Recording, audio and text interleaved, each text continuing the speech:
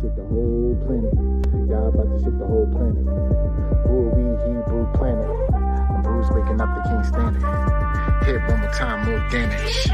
Y'all about to shake the whole planet. Who are we, Hebrew planet? Let the thing sink, Titanic. Hit one more time, more damage. Open up the book, read the canon.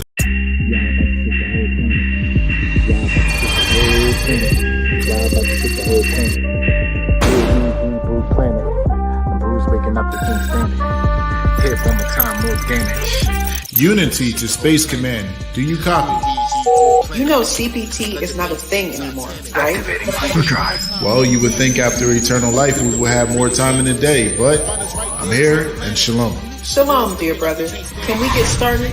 Coming in for landing shortly. We are going live any second now. Oh, and did you bring the snacks from Earth Sector 12? Yeah, I got the snacks. You're eating it, right? Just a little snack for the flight. Got plenty left. Okay, good. You know I love their food.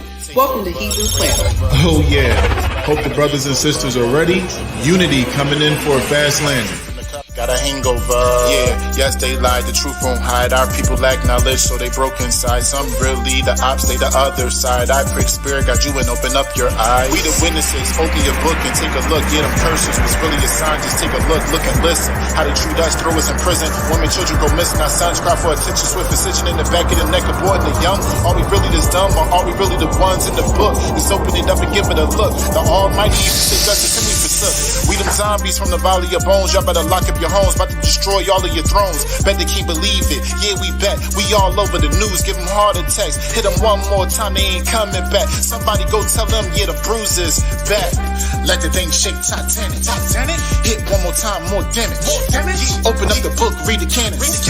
You ain't no kind of man if you ain't got land. You ain't no kind of man if you ain't got land. You ain't no kind of man if you ain't got land. Yeah, it's not a glitch. It's not a glitch. This is facts, man. I heard this from an OG that I spoke to. We was talking on the phone with him, and he raises goats. He raises goats, man, for a living. And got this brother on the phone. He's just like, listen, I'm gonna tell you right now, young blood, you are not a man if you don't got land. I said, whoa. Man, because it's real. Like, I was like, that's something you should have. But listen, I am Elder Yawitzazai of the United Nation of Yisrael. I'm the Minister of Information for the United Nation of Yisrael. And it's a pleasure for me to be here with y'all today.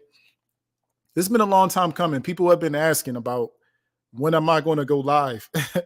I didn't know, people really cared that much, but I'm happy that y'all do, because obviously, the message that I've been sharing a lot has been resonating. And I'm just so grateful to my brother in this mission, Brother Newbury, Elder Newbury.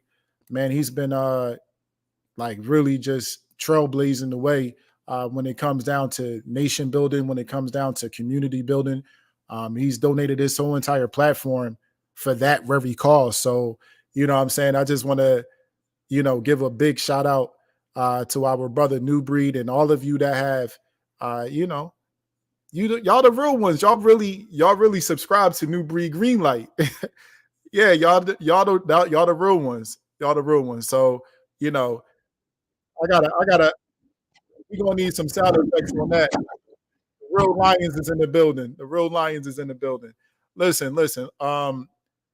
New Breed said, he hit me up. He was just like, your wits is I think that New Breed Greenlight platform, like, I just want you to have it. I just want you to have that platform, brother, and really utilize that platform for the Lions Den, community building, and nation building. Like that platform is almost to the point where it can be monetized. So, like, all we need to do is just get the watch time up, and that platform could be monetized. And I'm just like, that's big love. Like, the brother didn't have to do that.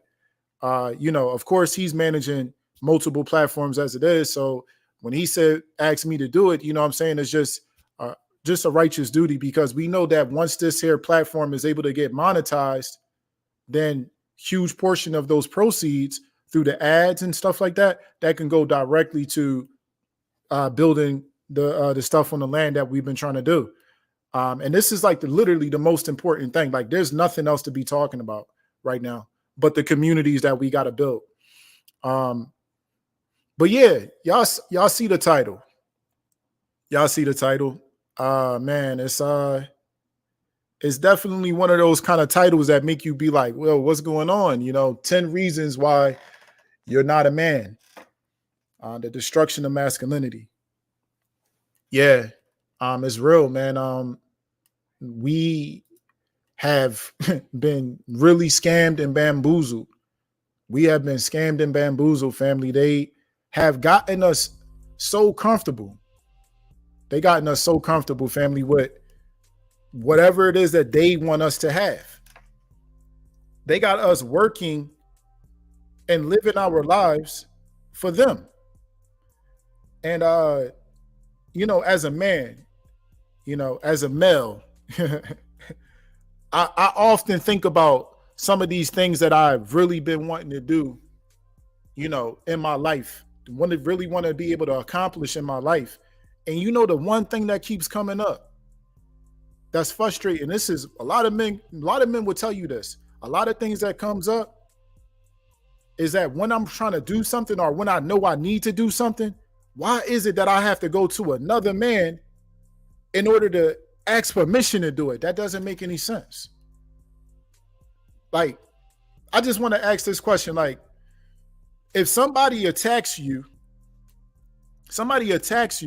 right? And this is for my brothers. And I know we got a lot of sisters here, but I know our sisters, y'all, this here message is going to resonate with you as well. But if somebody attacks you, brother, somebody attacks you or your loved one, what's the first reaction that you have to something like that? Your first reaction is you're going to defend your family, right? You're going to defend yourself. But what's the one thing that's in the back of your mind that if you go ahead and react, that, what you in the back of your mind, what you thinking is going to happen? Man, somebody's going to call the cops and I may end up in jail. End up in jail for what? Because you made the decision to defend your family.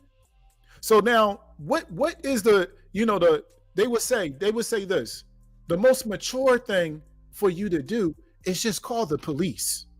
Call the police. Call the police while, just Joker over here attacking my family and myself. Call the police for what? I'm a man, right? I'm a man, right? Yeah, man. Listen, we're going to get all the way into this particular subject. I know y'all really want to go deep and delve into this, but man, I just need to show y'all just one thing, and we're going to get to this here message right after this presentation. The saying goes, you can run, but you can't hide. We've tried running, fleeing from the chains of bondage, fleeing from those who seek to destroy us as a nation, spread to the four corners of the earth and plagued with rape, murder, and hatred. In the darkness of our history, our ancestors tried to fight. It's known as the African slave revolts. In the United States, Nat Turner's rebellion sent shockwaves through the slave-owning South, but it was met with a tragic end. In the heart of the Caribbean, the Haitian Revolution blazed like a wildfire, led by Toussaint Louverture and countless others. The Black Panther Party, led by Huey P. Newton, stood up against oppression. In 1989, Huey P. Newton's life was cut short, along with others like Fred Hampton. We've tried peaceful protest and marching. During the era of segregation and Jim Crow laws, Dr. King led the civil rights movement. Successful boycotts ensued, forever changing America's policies and legislation. Dr. King's dream that black little boys and white little girls could one day walk hand in hand together revealed itself to be a nightmare. We've tried singing and dancing, shucking and jiving, entertainers giving their whole lives away to the draconian system that only seeks to suck them dry of their gifts, rhythm, and soul.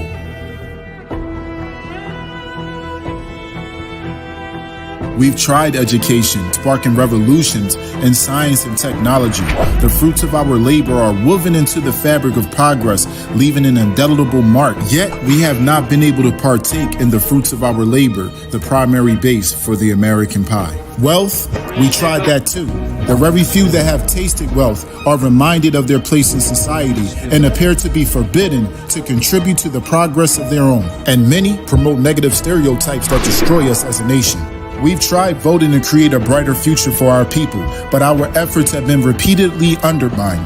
The prioritization of other people groups and nations over our own continues, leaving us feeling disillusioned and marginalized. We have given everything to this nation and have gotten nothing in return. Our lives have been cursed for over 400 years. It is time to break that curse. It is time to build our nation. It is time to focus on healing, restoration, and reconciliation. Welcome to Hebrew Planet.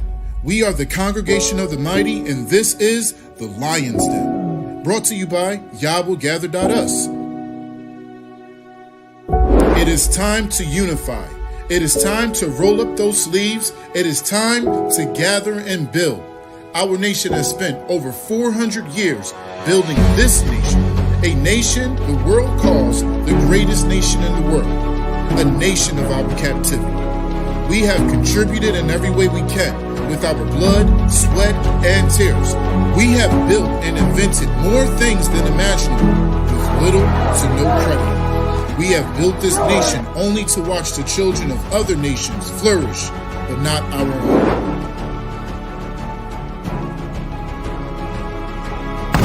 It's time to build our own nation. That's what we are here to do with your help. Get active. Save our website link, YahWillGather.us/brotherhood. Subscribe and follow us on all platforms. Share content to spread the message of nation and unity. Attend our Zoom meetings and in-person events. Donate to your nation so we can build communities and acquire commodities that help our nation.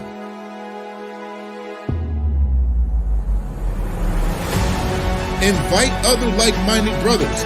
Feel free to use our flyers on the website. Join us to build our nation brick by brick under the power and the holy will of Yah.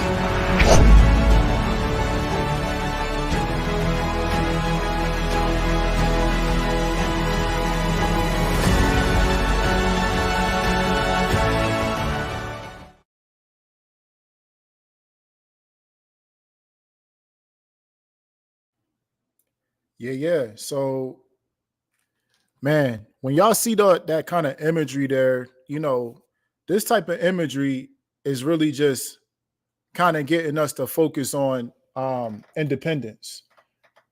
I know so many people here have been waiting to know what's going on with the land. What's going on with the land? When are we going to be ready to move on the land? and just like I just played this here. You ain't no kind of man if you ain't got land. It's true, man. It's true. We got the land, though. We got it. The Almighty Yah has blessed us with over 110 acres of land in North Carolina. And then the Most High took it a step further and blessed us. And I know this sounds crazy. And I know some people could be listening to this and saying, nah, that can't be true. But I know at the moment in time in which it was shared with us, it is true, and it continues to be true, that we have over 400,000 acres of land waiting for us in Africa. In the land that was once called the Kiba line, 400,000 acres. Many months ago when my brothers and I went on this quest to Liberia and met with our beautiful brothers and sisters there, we didn't go over there with the intentions of that happening. The Most High made that happen. We not in control. We didn't go over there asking anybody for anything. All we said is that we are the United Nation of Israel. We are the children of the diaspora, and we ready to come back home. That was it. That was our message. Our message to them was, that we recognize that this is a place that our people had established in the 1800s, and we ready to come back home. And the rest, the Almighty did. He's already met us more than halfway. He's already met us more than halfway. I mean, it was an amazing experience. And I mean, I've seen some things there that I'll never want to see again, though, too. Because I see the power of what colonialism has done to our people. So when we're talking about this particular topic of, 10 reasons why you're not a man, I just want y'all to hear me, brothers, because I know many of y'all in here, you probably really do feel like, yo, I know I'm a man. I know I'm a man. And, I had to humble myself to this particular message, because once this message was put on my spirit years ago, that I have never seen a real man in my lifetime. I thought to myself, the piece of myself was just like, well, what about your dad? You know what I'm saying? I got blessed to have two wonderful dads in my life, my biological dad, and in this world they would call my dad a stepdad. That's my dad too. Two wonderful dads I have in my life, but I have to say, and I had to admit this one truth, and you all will see why I'm sharing this, that I've never seen a real man in my whole existence.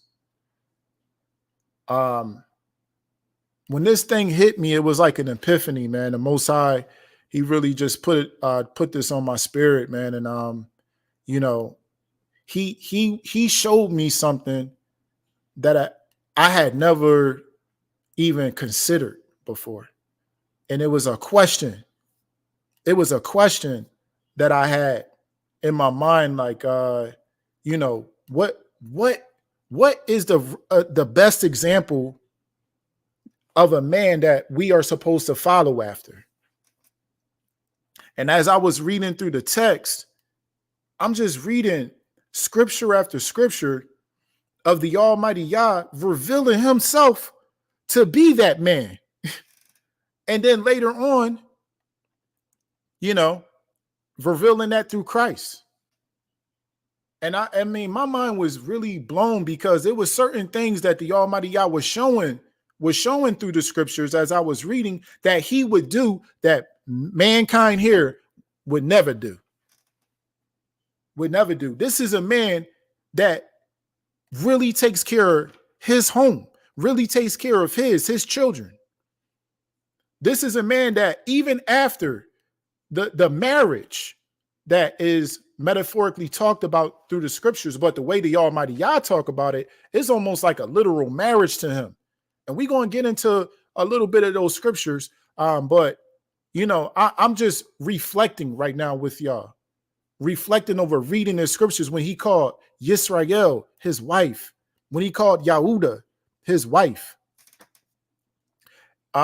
Somebody said, where is New Breed, family? Hey, New Breed, if you catch this, the earlier part of this broadcast, New Breed has asked me to be featured on this platform. So, you know what I'm saying? Like, hey, I'm sure the brother probably is live right now himself, but yeah, so to get back to this though, yeah, the Most High just revealed like Judah and Israel is my wife. And the scripture shows that we Israel turned our back against the Almighty Yah to chase after every other nation. And this was like super painful for him. So I want to ask my brothers right now, like, yo, for those of y'all that y'all have been in relationships, and if a woman cheats on you and you find out about it, are you staying with her, brother? You staying with her? You gonna give her another try? I'm looking at the chat. I'm looking in the comment section. Hey, brothers, you gonna give her another shot? A woman cheating on you? I'm just put a. If the answer is no, put a 1 in the chat right now. The answer is no. You out. Put a 1 in the chat.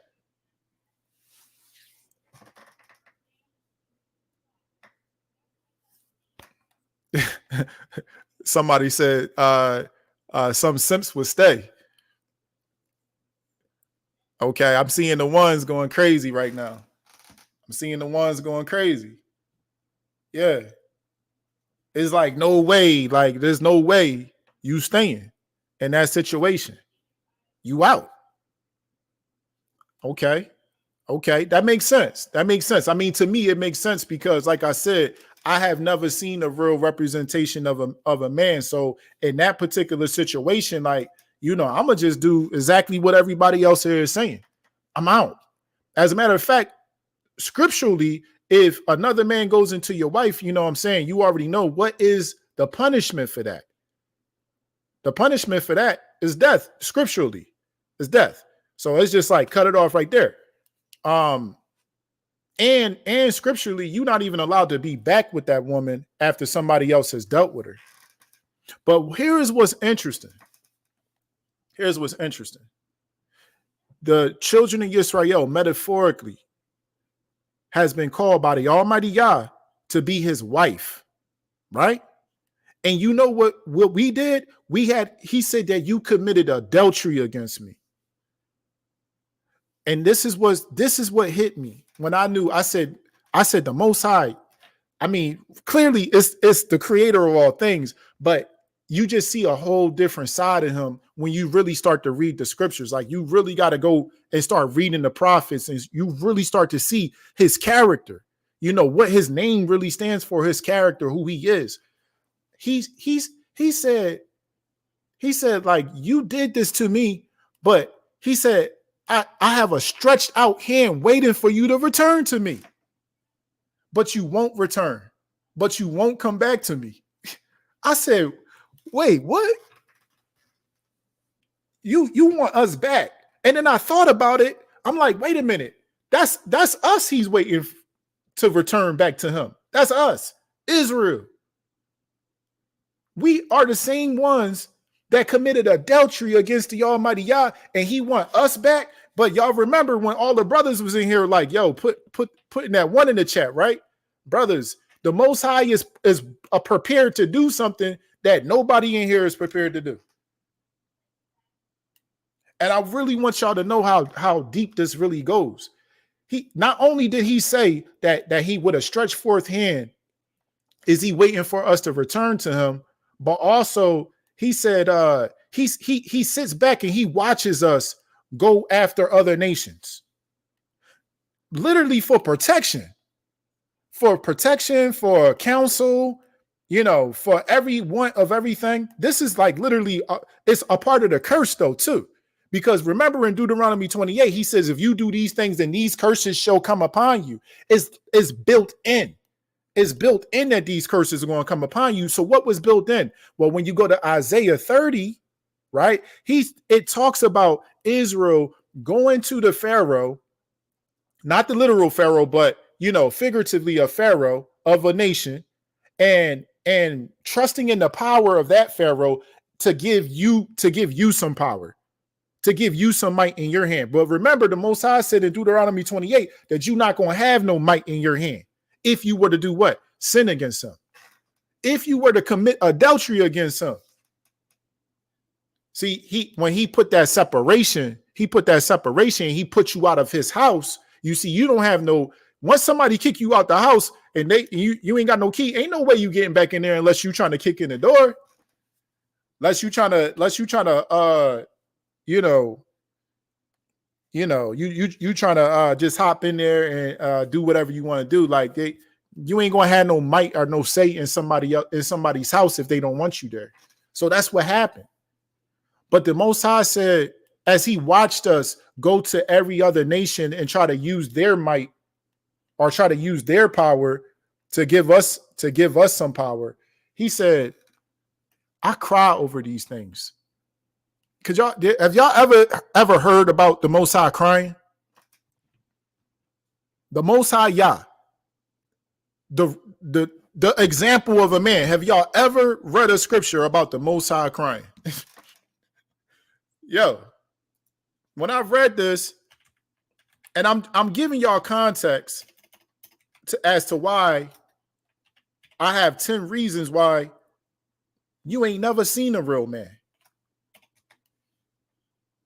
I'm giving y'all context.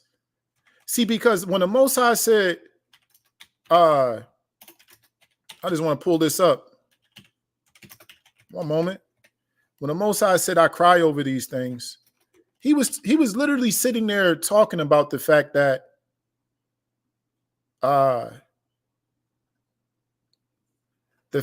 we just wouldn't turn back to him. That we just refuse to turn to him and trust him. And so here it is. This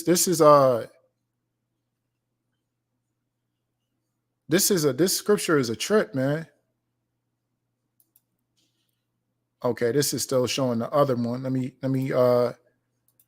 present my other screen. Read this.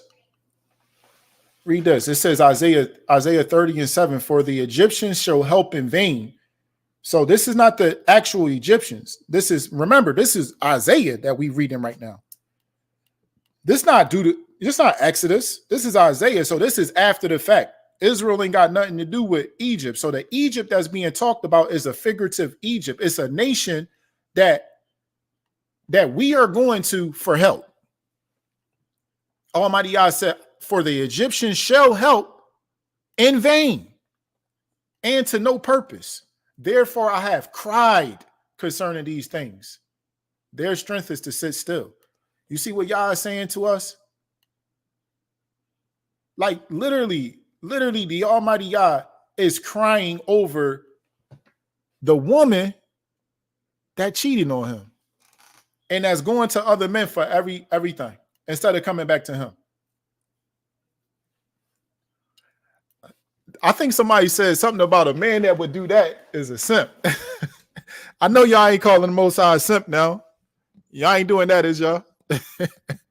I wouldn't dare. I just say it's just another level of a man that I really had to learn. I really had to learn that level of forgiveness. I really had to learn that level of patience. I really had to learn that level of love. It's on a whole nother level. I really had to learn that level of like, yo, I'm going to take care of mine. What's mine is mine. Like, this is what Yah is saying. Like, you belong to me. I will be your God, is what he said. So when we think about, somebody say, nah, yeah. Like nobody here is going to call the Most High a simp. And I know all in these YouTube streets, and I guess I'm a part of the YouTube streets today. I don't know. Brothers, if y'all watching this, don't be up here trying to call me a simp too, because I'm standing up for the Most High Yah, because that's what I'm going to do. I'm going to stand for the Almighty Yah, period. Like, if this is what he's on, hey, that's what we on. That's what we on. We're gonna follow the law, statutes, and commandments. Oh, for sure. It shall be no sin in the lion's den. You understand?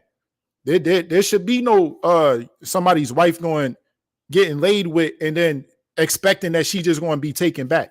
Sisters, that's not how this goes. That's the reason why the Almighty Yah put a law in place, so that if you were to do something like that, I'm talking about in biblical times, according to biblical scripture, if you were to do something like that, there's a judgment that comes with that. Death. Yeah, I know it sucks, yo. I mean, it's just like, man, because I mean, in this here generation, everybody's cheating on people. Like, that's just what they do. Like, they just sleep around. Like, everybody here is pretty much a cheater. You know how I know? Because that first person that you laid with, that was supposed to be your husband. That first person that you lost your virginity with, that was supposed to be your husband or your wife. And so who was the second person that you ended up with? And why was there no judgment? Hey, man, see, we talking right now. We spitting today, ain't we? It's a definitely a free for all. That's most definitely facts. It's a free for all. That's what they're doing. That's what they're doing. Like, so, and then after the second person, They go to the next person and then to the next person. It just keeps going on and on and on and on. And then finally, when it's completely ran through and you tired of people treating you the way they treat you, you tired of, spending your money in the club on, this shorty and that shorty. And now you just want to find somebody to slow down with. Like, this stuff is unreal. What we do. This is the reason why I know for a certainty it can't be no real men, because how many of y'all dads was telling y'all, you know what?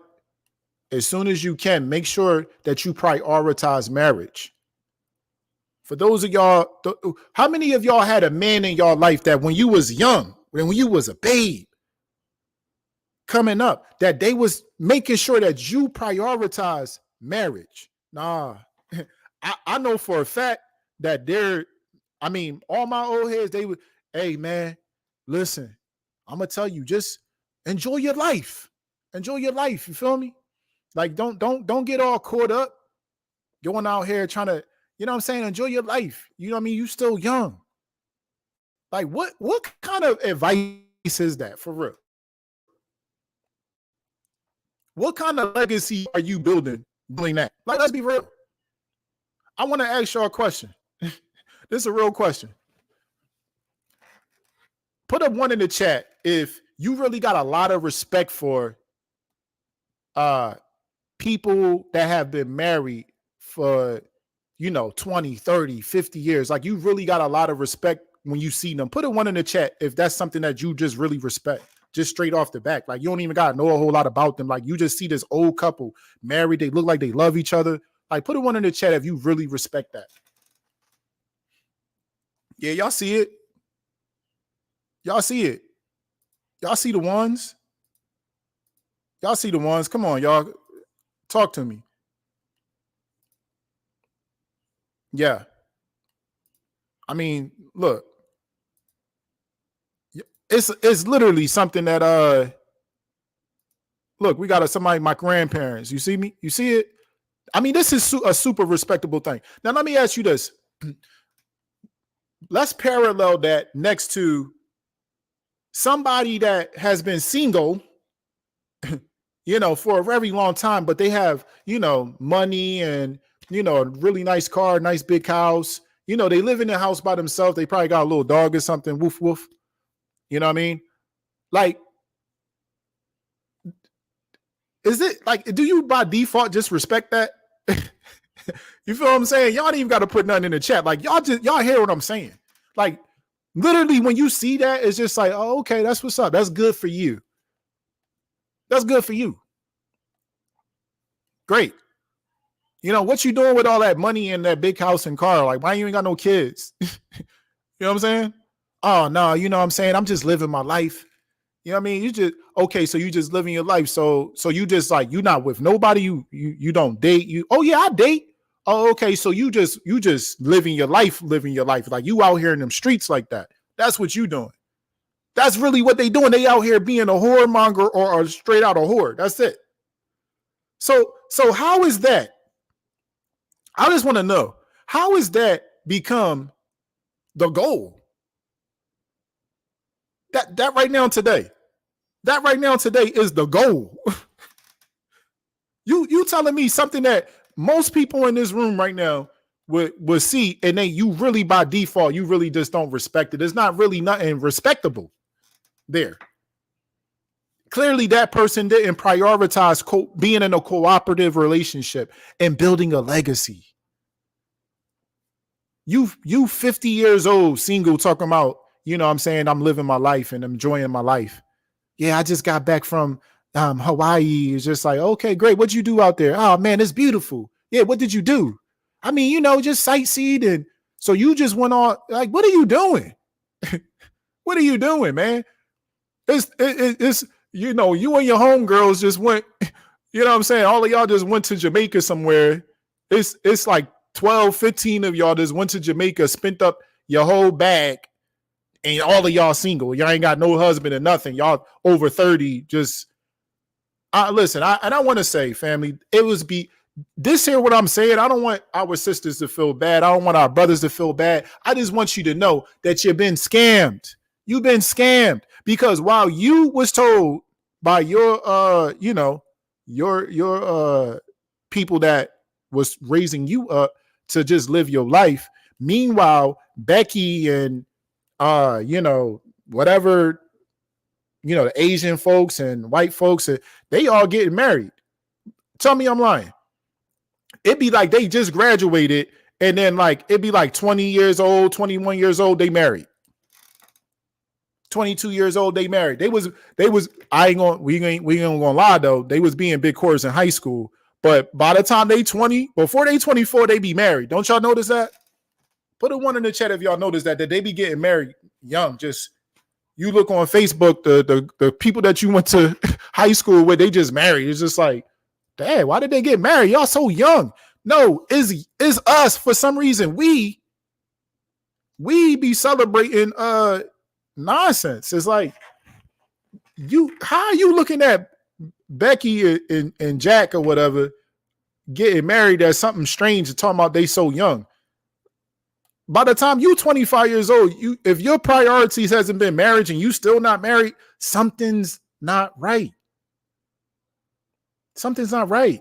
And whatever man was in your life that raised you up, that didn't tell you this, why didn't they tell you that? Something ain't right, yo. You got played, yo. You got scammed. It's literally, yeah, Becky and Jack. I don't know. I just be trying to come up with something just so y'all can understand, because it's just like, what's going on? You don't prioritize marriage at all. Just go out here, just live your life. End up 30-something years old, don't even know. They don't tell you that once you hit in the 30s, then stuff be going wrong with your body. They don't tell you that. You just wake up, you sprung your ankle laying in the bed. How you spring your ankle laying in the bed? Like, that's how it is at 30. So all of y'all that's 30 and under, yo, prioritize marriage. Because by the time you get 30, you ain't going to want to be going out dancing. Your ankle got sprung just laying in the bed. You hear what I'm saying? All my people over 30 know we ain't lying. Okay? Yeah. I mean, look. It's somebody said I got married at 20 the first time at 25. I just picked wrong. Yeah, you did the right thing. Don't get down on yourself. I see somebody else here. I was married at 24. You did the right thing. You did the right thing. It's built into the system for you to fail. It's built into the system. It's based on a method for them to literally have you not building a legacy at all. This is the reason why you see in all of the men and women fighting online about really just the goofiest stuff. Like I really don't. I'll be sitting back looking at this stuff, and I'm just like, man, I really don't want to be on YouTube talking about none of that. Like, because it's just silly. It's just silly stuff because y'all don't realize that while y'all sitting there talking about that, there's somebody in the background doing the Birdman hand rub, just because they know they got you, because you're not focused on building a legacy. What is the point of marriage? What is the point of it? Legacy. What is the point of picking a mate? Legacy. When we going to talk about these things? Like, when is that going to be the priority? When is that going to be the priority? And that's the reason why you ain't no kind of man if you ain't got land. That's why you ain't got no land. That's why you ain't got no land. That's why you don't have a supermarket. And I'm talking to our brothers in the diaspora. You know, the ones from the transatlantic slave trade, the ones spread to the four corners of the earth. I'm talking to y'all. I'm asking y'all, where is you ain't no kind of man if you ain't got land. Where your land at, yo? I just want to know, man. I mean, it's a scam. This is not making any sense. See, when you really start adding things up, you look around and you see all the nations, they got land, they got shipping ports, they got airports. This was one of the first things that I seen that really just blew my mind when I went to Africa. Like, you know, us here in America, oh yeah, we doing that real man talk today. We doing that real man talk today. Legacy or lust. I love that. Yeah, we doing that real man talk today. So I hope y'all just keep rocking with me. We 40 minutes in. We're going to keep going though, because I ain't even really get into the 10 reasons. But the conversation already is just everybody like, this is hitting right now. Okay? Because when we got on the plane to go to Africa, do you think it was an African plane that picked us up? I mean, can you guess what plane came and picked us up and brought us to Africa? Not an African plane. No, this was a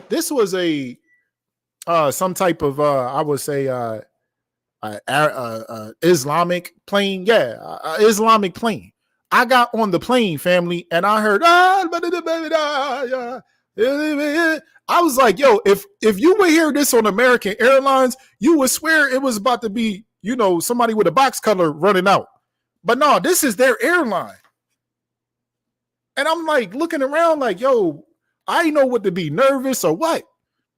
I'm looking around like, yo, they really got this plane. They had the Arabic writing all on everything.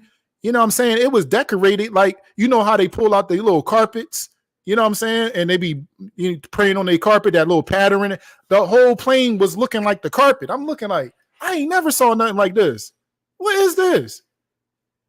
And I mean, they was chilling. I'm talking like, I ain't never saw Middle Eastern people hold their head up this high, like proud. They got a damn airport. They got an airport. And I'm telling you, the way that they treated me, Elder Shemaiah, and Newbury, we was like probably the only so-called African Americans. I use that term because y'all know we Israelites. But we was the only ones on there that was one of us. Everybody else was African or something like that. You know what I mean? And they treated us like we didn't even really exist there. As a matter of fact, Elder Bree went to sit down, and it was another lady sitting with him, and the man came up to him and said, excuse me, are you Islam? Are you Islam? And he said, no, I'm not Islam. He told the lady, get up and come move over there. I was like, yo, this on another level. These people was on another level. I mean, listen, I'm sitting next to some people, you know, it's an older couple. I mean, they look like they was together for 50 something years. You know what I'm saying? I'm thinking they going to be like, you know, a little cordial. Hey, how's it going? Man, they didn't even look my direction, man. They just spoke to the, hey, can I get some wine? You know, they had wine up on there. I'm like, what's going on? They brought out a full course meal, family. And I'm telling you, the food was good. I was like, yo, it made me feel like how that scripture says that I'm going to take a people who are not a people and bring you to jealousy. Listen, I'm not a jealous person. I don't covet what anybody else got. I don't care about none of that. You know what I mean? But this is another level. And I'm going to Africa, and these people are over here with the music. I'm like, yo, is this for real? Man, when we touched down in Casablanca, man, they got their act together. That's all I could say. That's all I could say. That when it's time for them to pray to their God, everybody praying. Everybody praying. They really unified. Man.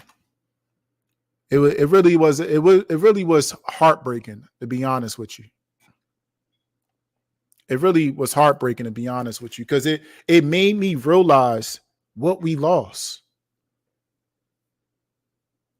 Deuteronomy 32:21, they have moved me to jealousy with that which is not God. They have provoked me to anger with their vanities. I will move them to jealousy with those which are not a people. I will provoke them to anger with a foolish nation. Fancy that. I mean, facts. And I'm not trying to be offensive to anybody. That's what the music sound like to me. It's all love. Listen, you know what I mean? Yeah, whatever. Look, not only do they have their own airports, they got their own shipping ports. Not only do they have that, they got their own hospitals. They got their own supermarkets. They got the land. They got all kinds of buildings, shopping districts. Where is our stuff at, family? When we left Casablanca and we landed in Liberia, there was nothing there, yo. I mean, I'm not going to say nothing, but I was like, yo, what's going on? What's going on? Oh yeah, please. If y'all haven't already, I'm not a person that is, a YouTuber or whatever. And so I do ask, just like our family here said, let's keep this chat interactive. Let's put some let's make sure that you like the broadcast. Make sure that you subscribe. Because now we are about to really get back into all the things that we have lost and what we don't have. And, this here conversation is about getting to the solutions, get into real solutions, right? Because at the end of the day, I think all of us, for the most part, really want to be able to see ourselves, the ones of the diaspora, the children of Israel, finally have something of our own. But how is that going to be accomplished if every single thing that you want to have in life, you got to get from another man?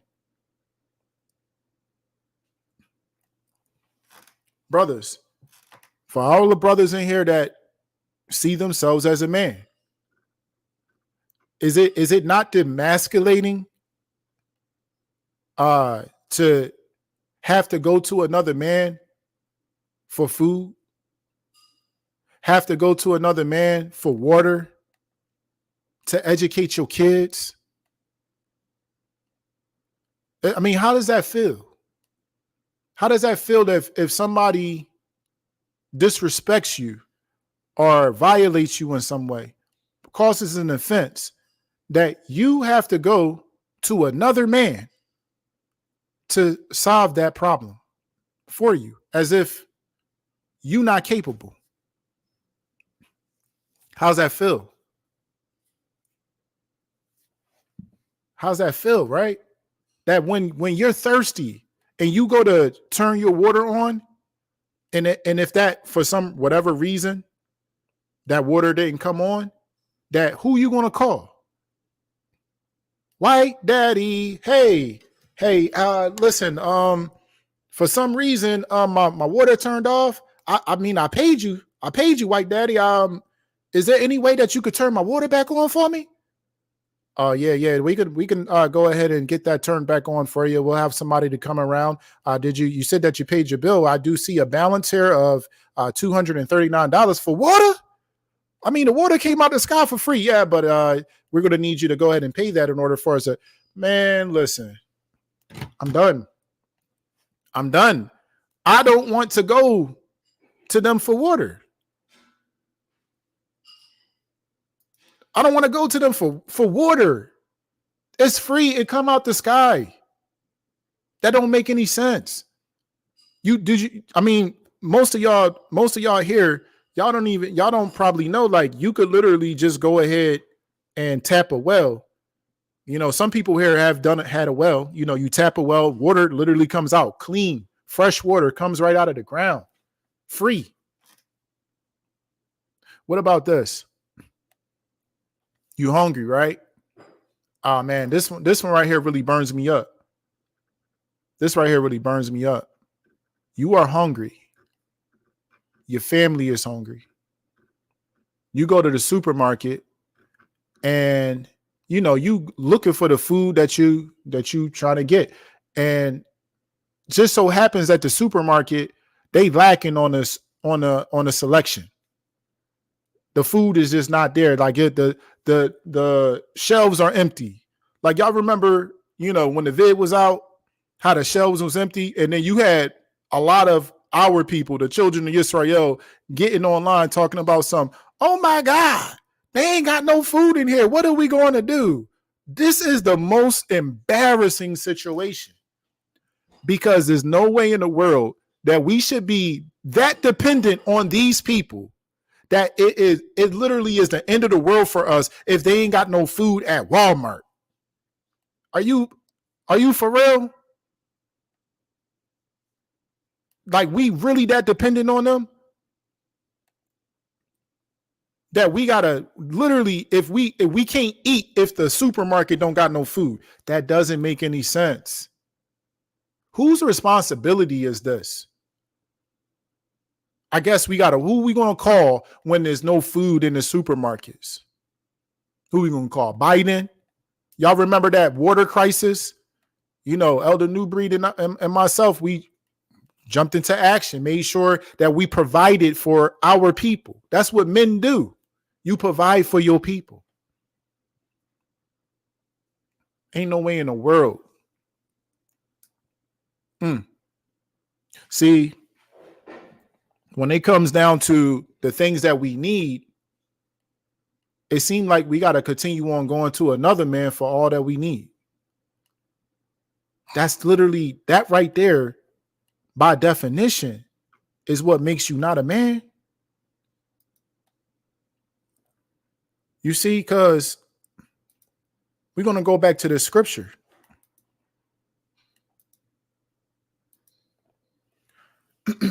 But if any man not for his own provide not for his own, and specifically for those of his own house, he hath denied the faith and is worse than an infidel.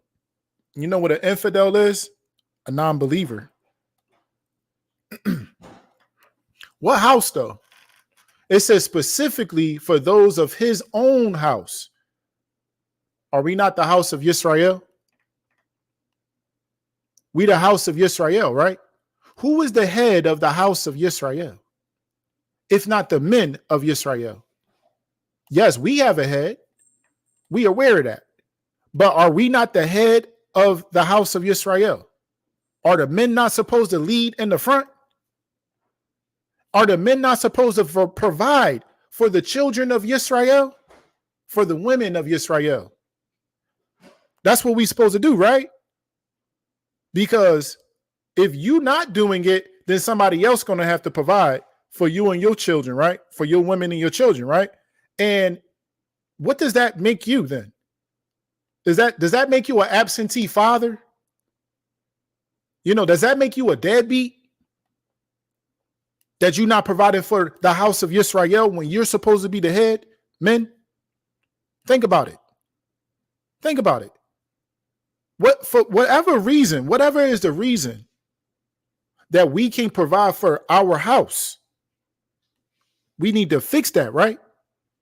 How many more generations we going? The 60s, men was taking care of their house. Men were taking care of their house. You go back into the 60s, you see men in the house. Yeah, we could talk about all the reasons why men are not in the house right now. We could talk about it. That's a great conversation. But I'm going to be real with you. It's only but so long. I'm going to sit back and watch my family not have what they need before I go out and do whatever it takes to be able to provide for my family. Come on, y'all. It's 59 people in here. Make sure y'all give it a like. Make sure y'all give it a share. Yeah. You see, this here scripture, you see, it kind of goes over a lot of people's head because they just be thinking about their own personal house. But brothers, what did the Almighty Yah give you? He gave you a nation, right? Remember, the Almighty Yah established us as a nation. Who did he do that through? Did he do that through the sisters? Did he get another nation to make you into a nation, or did he do that directly through you? Brothers, he did it directly for you. He made you into a nation. And then when he made you into a nation, what did he give you? He gave you, this is deep. This is deep. It's so crazy that when you really start to think about this, you like, yo, we really got to get our act together. And I'm talking to the brothers. I'm talking to the brothers. Yes, a house divided won't stand. Thank you for that. A house divided will not stand. See, what did the Most High give you when he made you into a nation? He gave you his laws. He gave you his statutes. He gave you his commandments. And don't forget this one, his judgments. You see, isn't it interesting that when you go to every other nation, let's say you go to China, don't China got laws? Russia got laws. The Middle East, they got, I was there in Casablanca. They got laws. And they got statutes too. Things that you got to follow at an appointed time. They got commandments. China, Russia, Middle East, every other nation got laws, statutes, and commandments that they make sure that you abide by. Because if you don't abide by it, then what you going to get? Judgment. Judgment. I do not want to go to jail in China. I don't want to do that. So I'm going to follow their laws, statutes, and commandments if I decide to live there. You see where I'm going with this?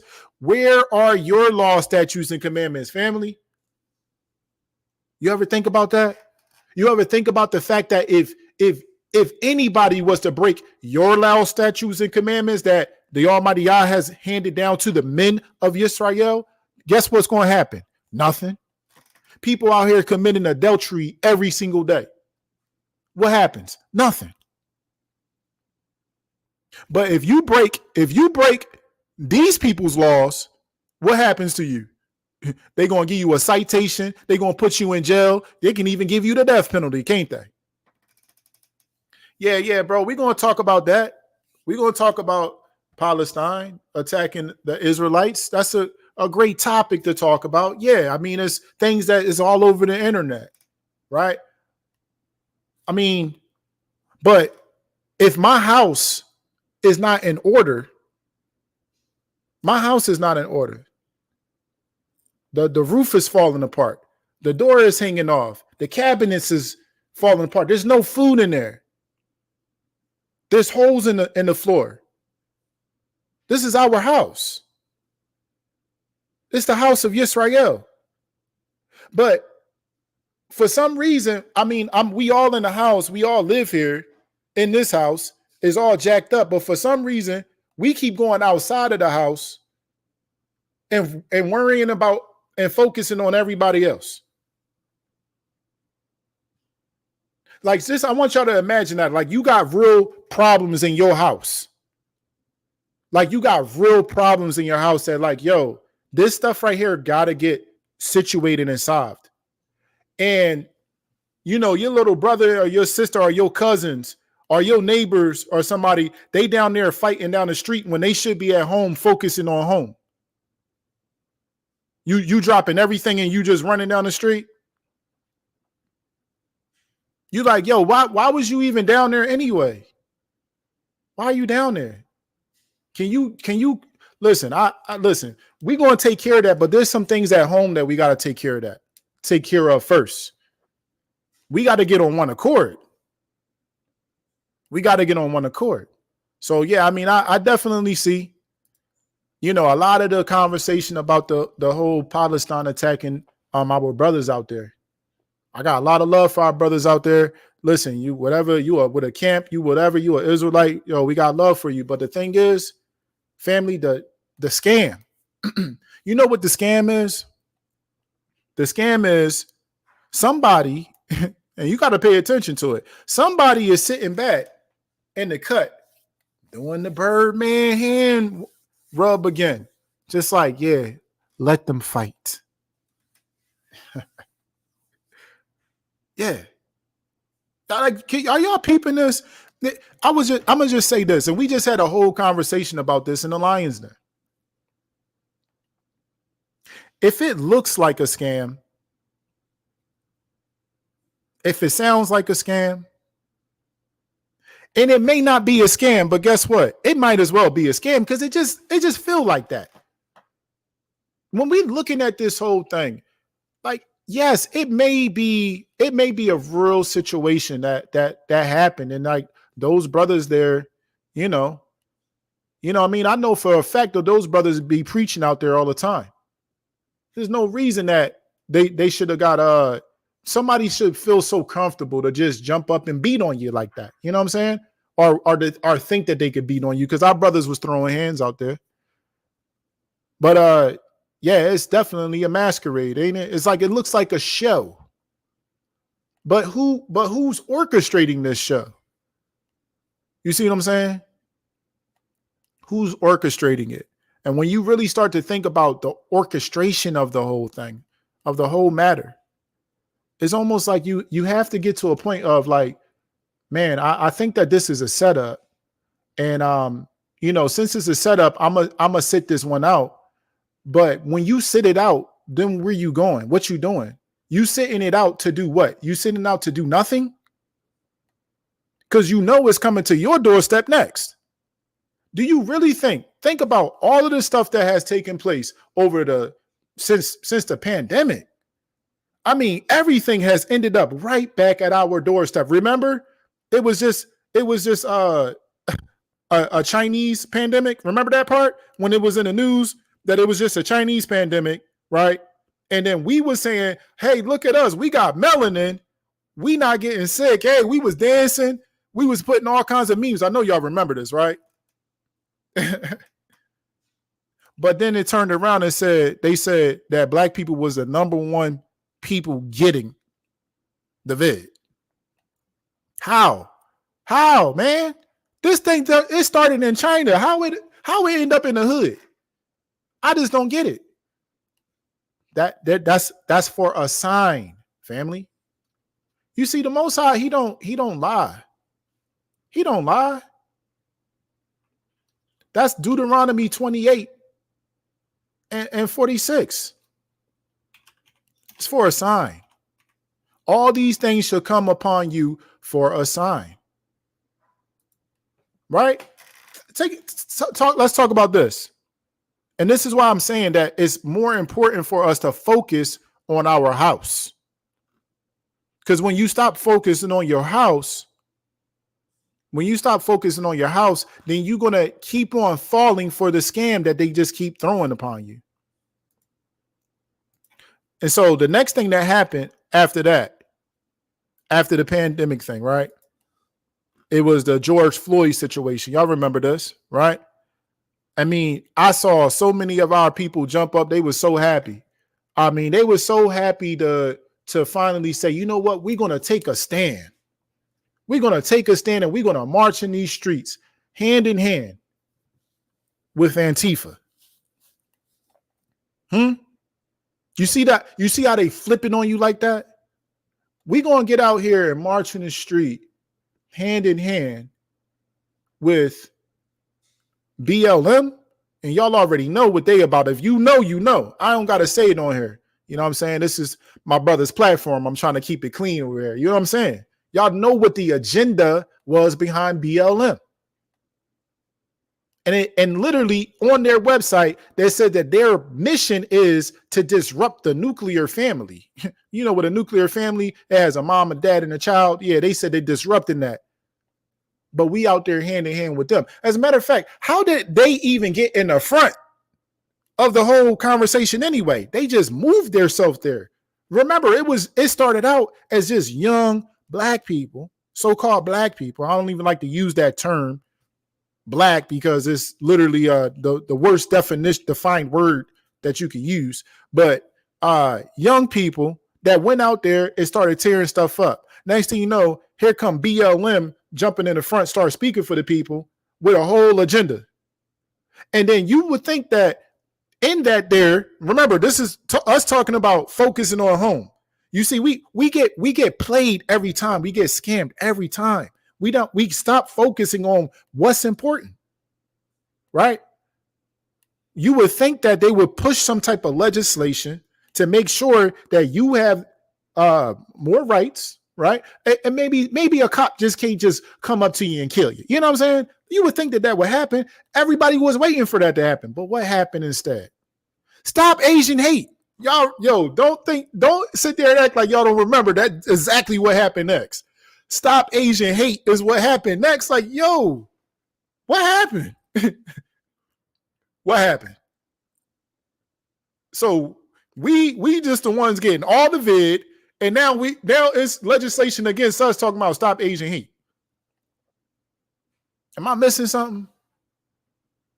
Now there's a war that started all the way over there in Palestine and Israel. It started over there. And now somehow that's at our doorstep now too. What's going on? I can tell you what's going on. I can show you. I mean, it's not that hard. You know what I'm saying? When you read the scriptures, you know what I'm saying? It's not that deep. It's really not that deep. Here it is right here. It says, and they shall be upon thee for a sign and for a wonder upon thy seed forever. What's going to be upon you? Moreover, all these curses shall come upon thee and shall pursue thee and take over thee until thou be destroyed, because thou hearkenest not unto the voice of the Almighty Yah to keep his commandments and his statutes, which he commanded thee. Yeah, man. It's that simple. It's that simple. So when it comes down to taking care of our house, wouldn't that be the first thing that we should focus on? Like, yo, forget about everything else. Forget about everything else, man. Like, let's start minding our business for once. For real. How many of y'all in the chat, put a 1 in the chat if you have a business? If you got a business, put a 1 in the chat if you have a business.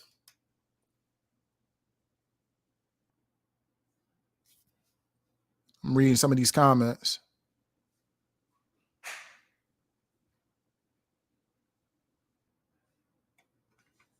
I need some 1s in the chat if you got a business. It's 57 people in here. I know somebody got a business up in here. Okay. Boom.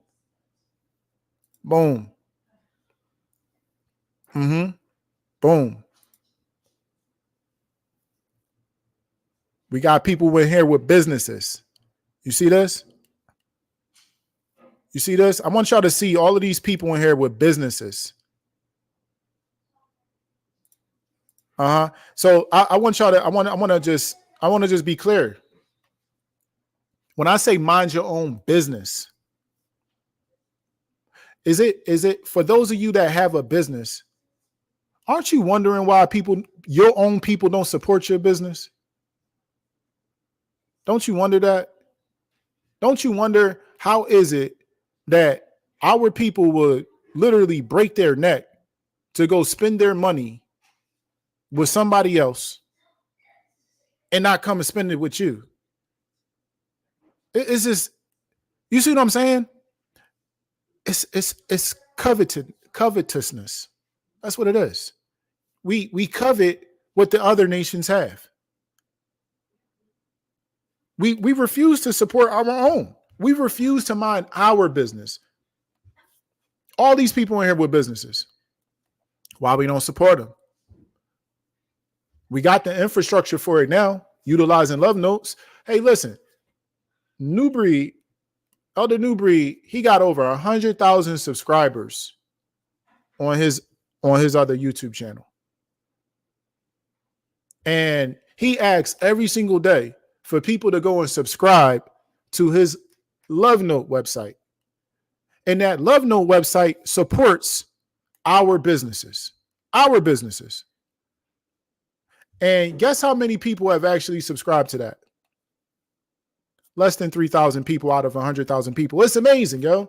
It's amazing how we don't mind our business. Yeah.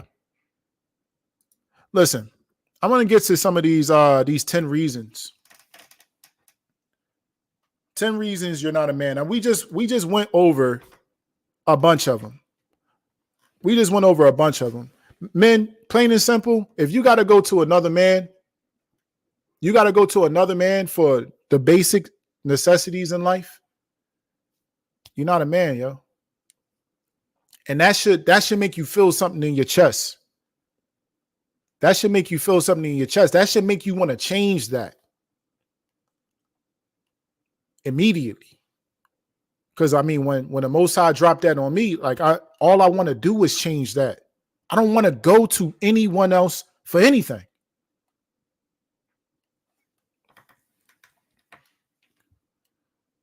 So for some reason, what they do instead, and this is the number one thing, being a man, number one thing that they get you to focus on is masculinity, right?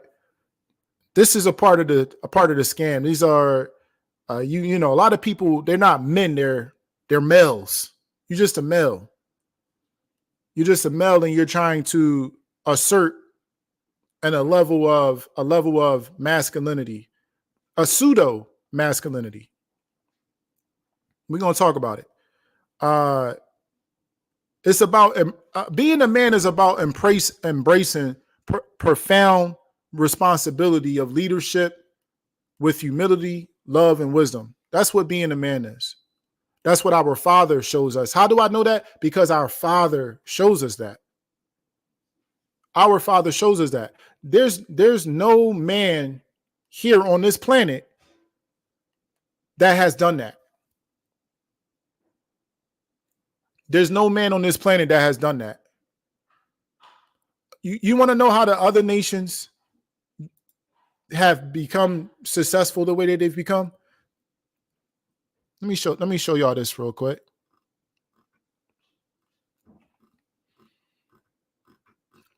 Yeah, the other people, that we are looking at and that we have to get something from, they only got what they got because they have scammed people to get it. That's just the basics of it, right? It's like through history, we have all seen countless examples of individuals in their quest for power have resorted to violent means, scamming and things like this, right? They have coerced, enslaved, and manipulated to achieve their ambitions, often at the expense of the vulnerable and marginalized, right? Who does this sound like, right? These actions, far from being the mark of a genuine manhood, are betrayed of the principles that are defined a responsible and compassionate steward of society. So if we recognize that these other nations got what they got through trickery and scams, could they be actually men too? Just because you got to go to them for certain things, you know what I'm saying? That's not what makes them a man, because they got everything they got from trickery and scams. Straight stealing from people. Killing people to take what you want. I mean, like, that's not, for all the brothers that got some level of pride about yourself. You know what I'm saying? Like, if you want to make it out there in life, do you want to cheat your way to the top? Like, nobody here really want to cheat their way to the top. You want to get it how you get it. You want to get it the real way. But you know what they do? They just go ahead and put on cheat mode and put themselves on God level and just kill and take whatever they want to take. That's how they got to where they got. You see? So nobody here has exemplified what it is to be a man. We know how they got what they got. Colonialism, the biggest scam in historical history. That's how they got what they got. Plain and simple. So who is supposed to show the world how to really do it? Hey, men of Israel, y'all ready to do this? I'm just put a one in the chat. Y'all ready to show the world what a man really looks like?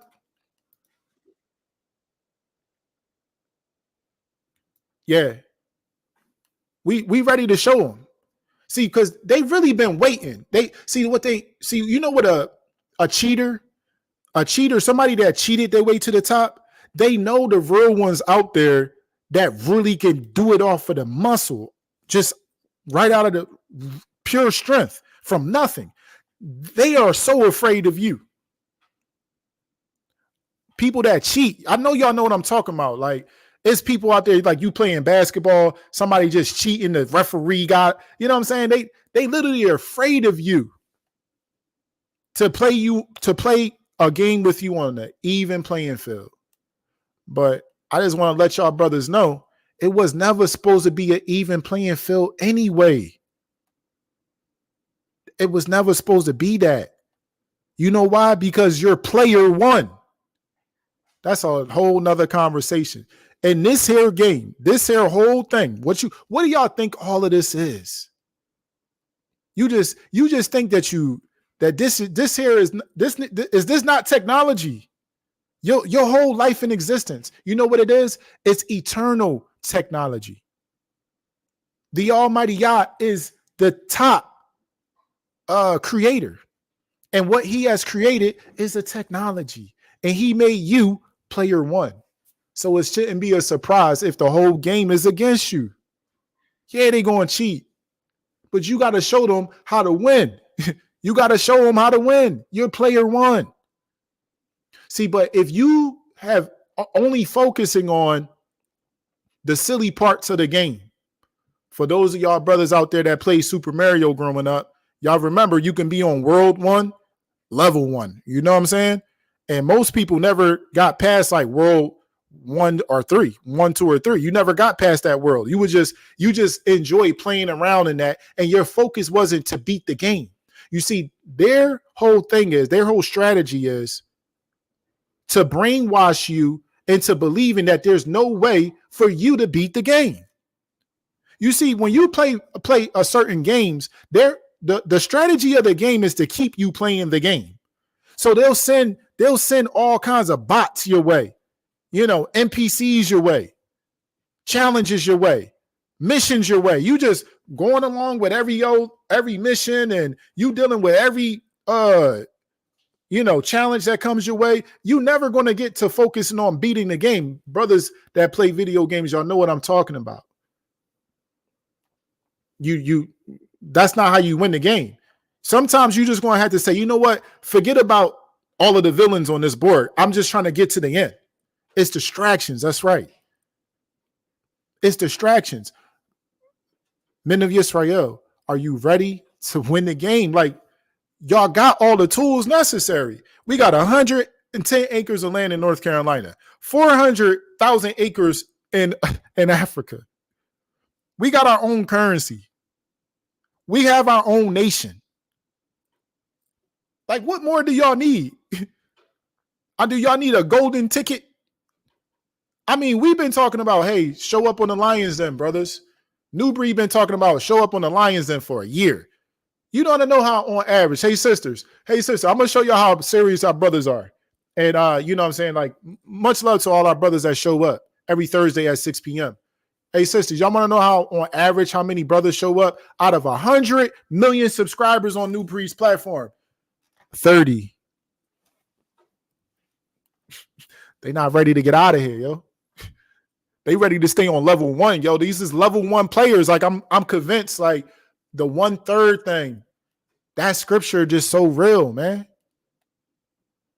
What more do the Most High got to do? Like, how many more signs do you need to see? But you a man, though. Oh, no, I got to take care of mine. I got to go to work my job. Being a man, again, is about embracing profound responsibility of leadership with humility, love, and wisdom. Where is the leadership? Where are our leaders at? I'm not talking about an advocate, somebody that advocate for great leadership. Like a lot of these people that are, making a bunch of videos on social media and stuff like that. What are they doing? They just advocating because you don't see them doing nothing. Where is the community at? I mean, there's a lot of them out there. Where is the community at? Where are the supermarkets at? Y'all doing all of this talking and ain't nobody got nothing. Ain't no activists. I don't see them. I don't see no activists. You know what activists do? They put forth action to make it happen. We literally been a year like, yo, we got 110 acres of land. How many people you know just saying like, yo, here go 110 acres of land. Come do something with it. Like, I swear, I used to hear people all the time, yo, man, all we need is to have our own land. And you know what I'm saying? Then we can go out there, we can grow our own food. You feel what I'm saying? We got it now, crickets. New breed out here yelling to 100,000 people, yo, we got our own land. Come on over here. This is a priority. 30 people show up. Yo, this can't be real, man. But you know what? I know it's real because these are the distractions and the challenges that we got to continue on seeing. So number one, if you not being a leader and you don't have any nation responsibilities, you know how like China, you know, Chinese men, they have a responsibility to their nation, China. You feel what I'm saying? Like they wake up and they on the phone with Russia. Like, yo, did you flew a plane over here yesterday? Oh, okay. I thought not. You see what I'm saying? Any of y'all had a call like that in recent days? No. You know why? Because you have no nation responsibilities. What's wrong with y'all? The Most High made y'all a nation. He didn't make them nations. You know what he did? When you decided to do what and our ancestors decided to sin against him, he said, I'm going to send a nation against you from afar that you and your forefathers have not known. They literally only exist because you sinned. And you continue to sin because you still don't care about your nation. You see what I'm saying? Like they have a responsibility to their nation. What's your responsibility to your nation? Your people out here hungry right now. Who feeding them? Do you care? Probably not. You feel what I'm saying?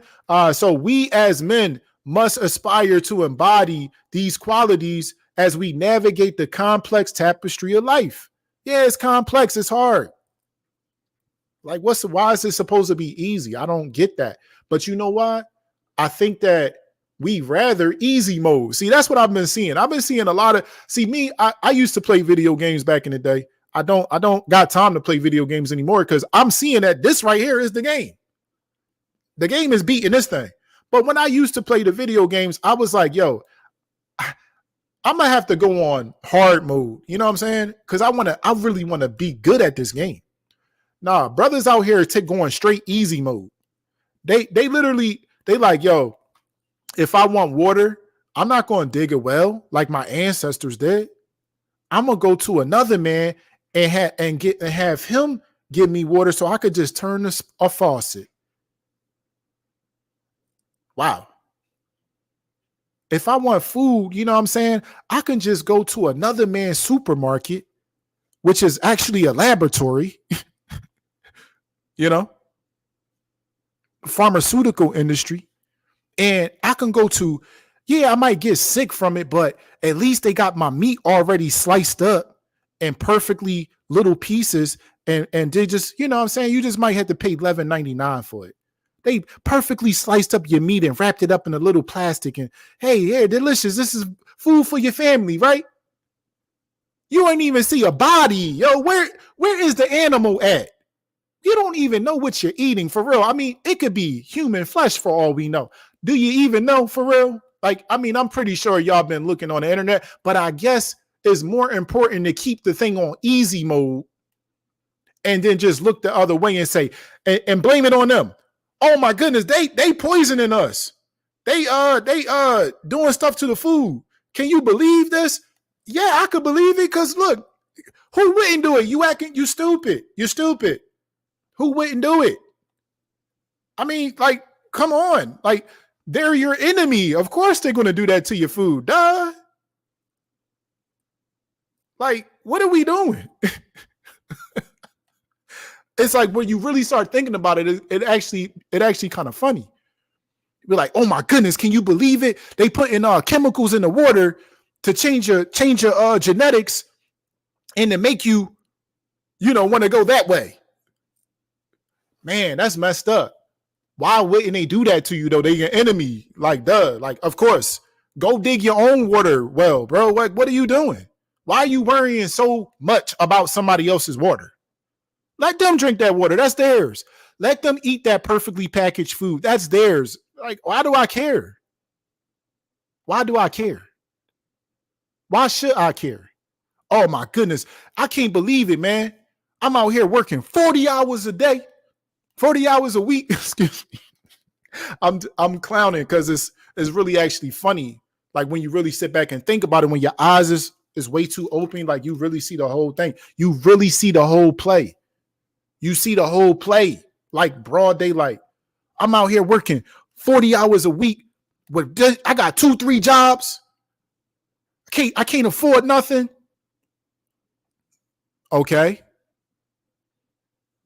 What you thought they was just going to make it easy for you? They're your enemy, sir.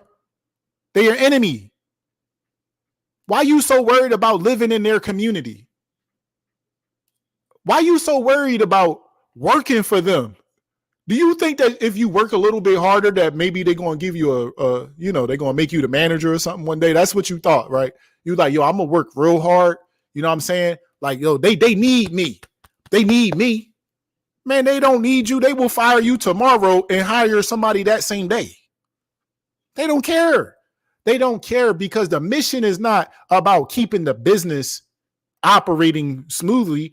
As you can see, they will take your money in a heartbeat and not give you any good service. Y'all notice how you can't get good service anymore? You're like, yo, I'm paying good money here and y'all ain't giving me good service. They looking at you like, what, man? What? Get out. You mad. You mad. You mad like you remember y'all remember what was that brawl in Alabama? The Montgomery brawl? The Montgomery brawl. Y'all remember that? Another thing that went back right up in our face. It was like, yo, how dare y'all hit us and beat and try to beat on us out here? Y'all remember that? Everybody just think they could beat up on us. You know why? You know why? Because right there at where the Montgomery brawl is at is exactly where they used to sell slaves at. As a matter of fact, some of our ancestors' bodies are still buried down there in that water. What is you out there for on that boat? You should be trying to get the whole joint shut down for real, for real. That should have been your mission and goal. But no, it's your day off and you wanted to have a wing night and bear night on the boat because it looks so beautiful in that gentrified Montgomery brawl area. Yo, what's going on, man? And then you're mad because they're putting hands on you? You're mad because they putting hands on you because you're stupid. That's why. Like, where is our port at? Where is our port at? Can't we just go and make our own port somewhere? Put some boats out there and, wings and bear and all that kind of stuff. We could do that too. But I guarantee you the minute we do that, you know how many people going to show up? 30. Let's talk about it, family. Real men, right? We real men. We real men. And look, the views is at 61. I know that this platform got over 4,000 subscribers. They see it. They see it. Yeah. So number 2, the Lost of Manhood and the Diaspora Community. The Diaspora Community. This is what the focus is. We almost out of here too. The focus is the Lost of Manhood in the Diaspora Community. The Diaspora Community, while rich in culture and diversity, sometimes faces challenges of losing the essence of manhood. In this world, it's essential that we reflect on our roots, embrace our responsibilities, and lead with integrity. The wisdom of the scripture will guide you on this journey. Do you recognize the fact that it's really just been us? Everybody else is manned up. They got the military, they got the shipping ports, airports, they got it all. Like, where your stuff at, bro? Oh man, come on, man. That's not even fair. You know what I'm saying? Our people just got out of slavery. You know what I'm saying? We had Jim Crow. You know what I'm saying? We had, all of these different things that came up against us. Yeah, that's true, bro. But like, was it supposed to be easy? Like you're captive in another man's land. I mean, is it really that hard for you to take 110 acres that's already here? It's already there for you, and take some of your resources and join together with your brothers and start building little by little. I mean, is this like? I mean, is this? Is that too hard for us to do? I'm curious about that. I really am curious about that. Right. So it's and what we have done, we have started working on reflecting on our roots. Like the whole infrastructure is there. The scriptures are there. It's literally telling us what to do. Though do y'all know that the whole Bible is about agriculture, husbandry, like raising animals? You know that term that we hear from the scriptures, separating the wheats from the tares. Y'all know what that is? That's a person that understands how to separate it. That's a farmer. That's a man that goes out there and works with his hands. But somehow men here that have never farmed or put a seed in the ground are talking about separating the wheats from the tares. Bro, you don't even know how to farm. What are you talking about? How are you going to start talking about separation?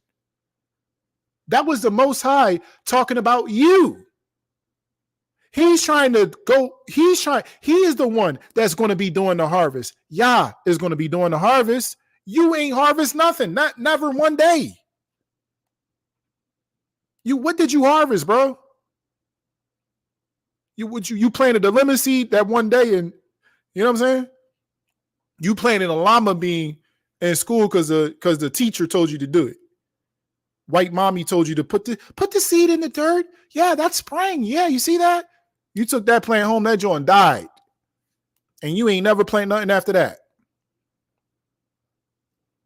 But separating the wheats from the tares, see that right there? That takes experience. That takes experience, bro. You literally got to understand that when the wheats grow up with the tares, they look the same exact. You got to have the eyes to be able to look at this and say, okay, this is the wheat. Let me pull it away. And you have to have the discernment to understand that some of the wheat is going to be taken away with the tares. You see, you don't have that experience, bro. You don't got the experience, man. That's why I'm saying, like, the Most High he's an agriculturalist. You have to be living in his reflection, brothers. That's why you're not a man. Like everybody else is doing the farming for you, and then they're just bringing it to you in the supermarket, in the laboratory, and you just going in there and using your Satan bucks to access it. That's what you're doing. You know what I'm saying? The Satan bucks, the Diablo dollars. Y'all know what I'm talking about.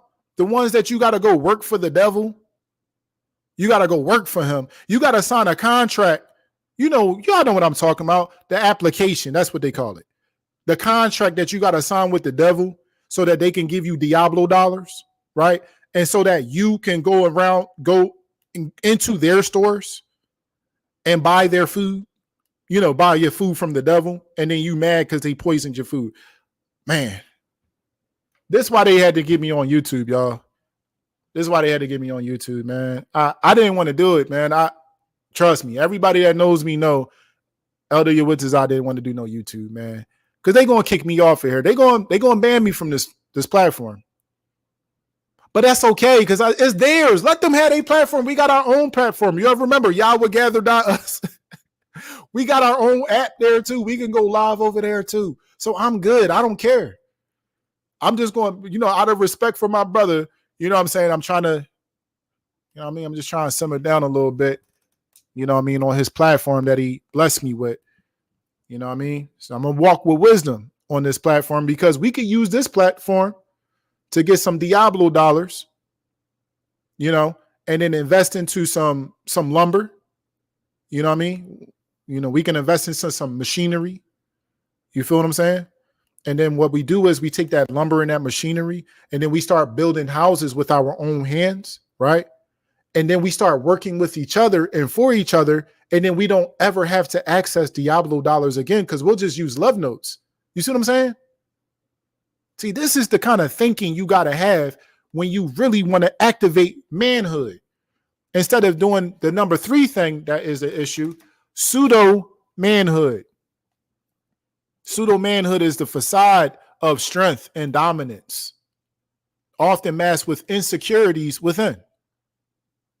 The true manhood, as well explored, is not built on a fragile ego, but on a foundation of genuine accomplishment, humility, and wisdom to lead with love. I get so tired of seeing our brothers, like, they just act so like tough. Like, you just, like, I get it, bro. Like, yes, you can ball your fists up, hit somebody and knock them out. Great. Great, man. That's, yes, you can jump into the stratosphere and slam dunk basketballs. Great. Great. I don't know, man. Like these are things that we really proud about. But you proud about that. But the basketball that you just slam dunk into the basketball court was made by another man.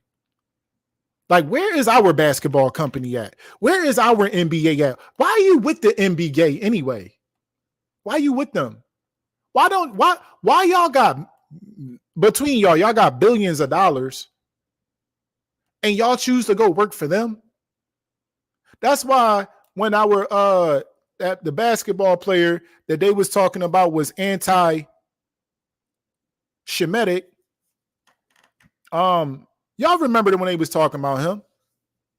What's his name? Kyrie Irving. I mean, I felt bad for him. You know what I'm saying? It was almost like watching a slave getting beat in a slave house. That's what it would look like. They was beating the mess out of that boy. And all of us was just in the field, just, oh my goodness. Oh my goodness. They're gonna stop beating on him like that. We were so upset. But I'm gonna tell y'all something. Them basketball players, they got enough money to go start their own league. Y'all hear what I'm saying? They got enough money to literally create their own factory to make their own basketballs. So what are they doing? It sounds like you love oppression. That's what it sounds like. It sounds like you just love working for them. That's what it sounds like. And what did our brother do? And I'm not mad. Like, hey, you got to have a job. You got to have a job. That's how it is. But you're going to have a job so that you can be able to, eventually go and do your own thing. Like, do you really want to be working for somebody for the rest of your life? Talking about, oh man, I'm about to retire in a couple years. Like, you really worked here that long, bro? Like, what was you doing with all your checks? That don't make no sense. That don't make no sense. You see the basketball players, they real proud when they hang their jersey up. Oh man, oh say can you, bro? You stupid, bro. They hung your jersey up, man, and you real proud. Like, what did you accomplish out of that? They had LeBron James literally like running tests on him like he was some kind of gorilla. They literally put him in the magazine, like a gorilla, like with I don't know if y'all saw this magazine cover, but it was the same thing that they had with like a gorilla man holding a white lady. They had LeBron James literally doing the same thing. Like that's how they look at you. They play you like that. They play you just like that. To them, he's just a flying monkey. That's all that they make a lot of money off of. And then we be in the crowd, LeBron James. Did you see that game last night? Man, listen, bro. I don't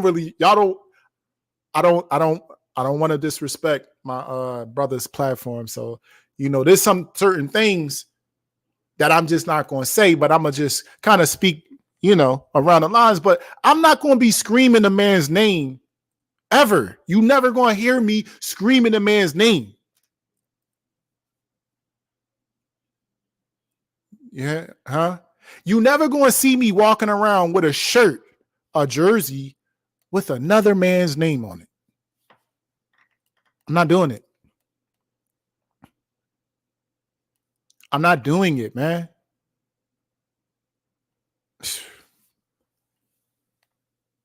listen, I get it, man. Look, I'm gonna be real with y'all. I used to be a baller too. Yo, I used to be a baller. Like I was literally one of the first people from my school to dunk in like middle school.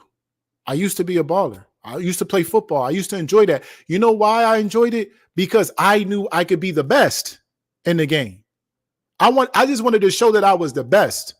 You understand? Like I was stronger than the kids that I grew up with, that I was faster, that I could jump higher. That's what it was all about. It was about sport. It was a sport. But once I became a young man and I had to go to work, you know what I'm saying, to pay my bills, I'm like, I don't got time for sports no more. I don't got time for that. I'm not in the NBA. I'm not in the NFL. In the NFL, you know, the NFL, like I'm not in that. So I'm like, wow, I don't care. Literally after that, I don't watch their games. For what? I'm not getting paid. It's just, you know, it's just nothing wrong with sports music. Yeah, I'm not saying there's anything wrong with it. Yeah, enjoy it. Enjoy it if you're doing it. But I don't really think that you should be screaming for another man doing it. You know what I'm saying?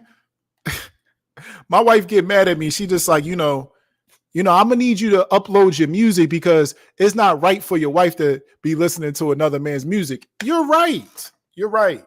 I don't want another man singing in your ear, and I definitely don't want a man singing in my ear either. I'm just saying, there's a lot of pseudo-masculinity going on, a pseudo-manhood that we got going on here. Pseudo-manhood, like where we just acting tough, like we just got it like that, but you don't got nothing, bro. You don't got nothing. How that feel, man? That got to sting. That got to sting. You ain't never seen a real man, bro. You never saw it. I know that it's just, it hurts to hear, but you never seen a real man.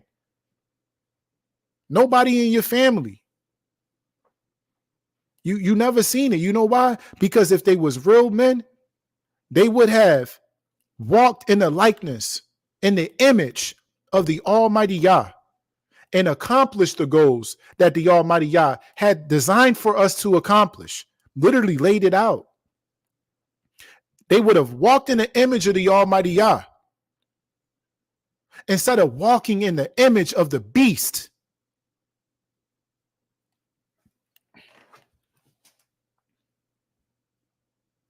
Don't walk in the image of the beast no more, family. Don't walk in the image of the beast. We keep saying that we supposed to be in the image of the Most High. The Most High made us in his image. But yet we are out here displaying the image of the beast for a check.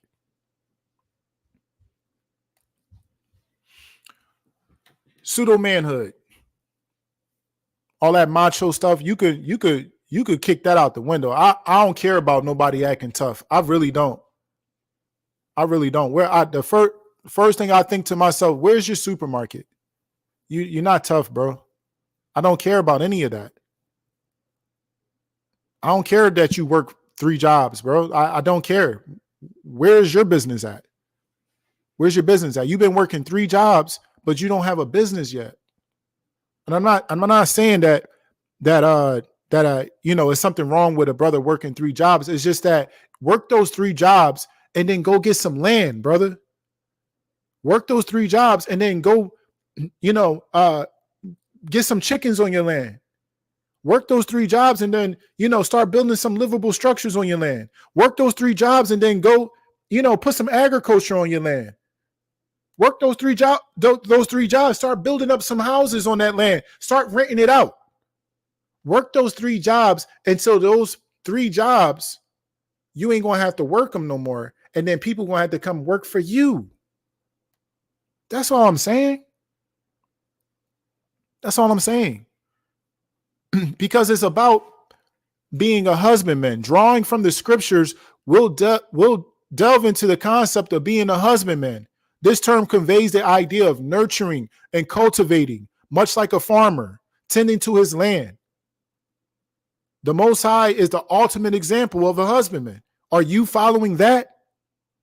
How can we emulate his qualities in our own lives? That's what the challenge is right now, brothers.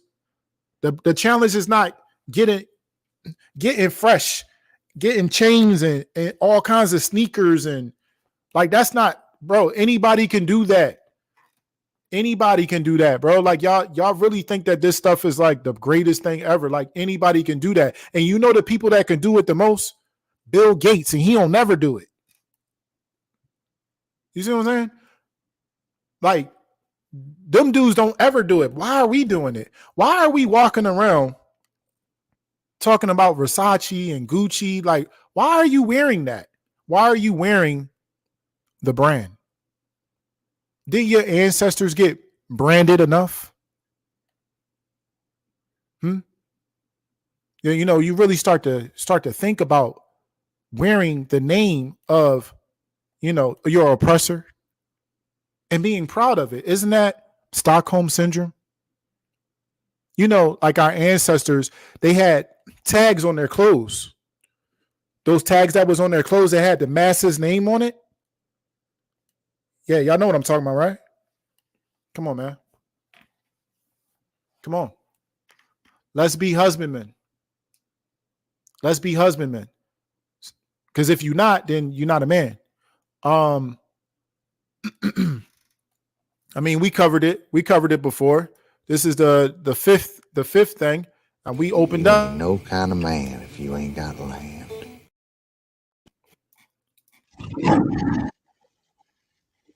It's just true. It's just true.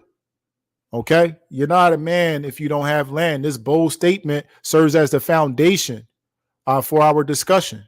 Land ownership is more than a material possession. It's a symbol of stewardship and responsibility. Okay? Land ownership is a role of ensuring self-sufficiency, justice, and leadership within a society. Right? Land ownership. Leviticus 25 and 23 reminds us the land shall not be sold in perpetuity, for the land is mine. You know, so people just they just like keep on selling the land over and over and just making a bunch of money off the land in perpetuity. It's not like the mission is to utilize the land for nation building. They just using the land just like they use everything else, just usury. That's not what land is for. It's for legacy building. So that's the 6th point that we want to make here. It's supposed to be sacred. Where is our holy land at? If y'all pointing over there talking about Israel is the holy land, show me where it's holy at. Show me where it's holy at. Like I'm talking about holy. You know what I'm saying? Where it's actually set apart, clean unto the Almighty Yah, sanctified. Is it holy? No. Where is any place here holy? I want y'all to just do do do do do do do do do do do. Any place holy here? No. You know why? Because the men of Yisrael still have not done what they were supposed to do yet. There's not one place here holy. And this is what cracks me up. This is what cracks me up. Actually kind of makes me sad though too, that there's no place holy here, and we in the most defiled land. This is the most defiled land here in the United States. Y'all know what I'm talking about when I say defiled. I mean they getting it in. This place is getting destroyed, man. When the Most High, you ever have something in your house that you just looked over cleaning it for way too long? You know, like the microwave in your house, you're just like, yo, that's on nasty. And when you finally go in there and clean it, I mean, you scrubbing it. That's what the Most High gonna do to this place. The Most High is gonna wipe this place out because it's so defiled, family. And the scripture says that it's gonna vomit the people out. That's how bad it is here. But somehow we doing holy days here. Yeah. I don't know. I don't know.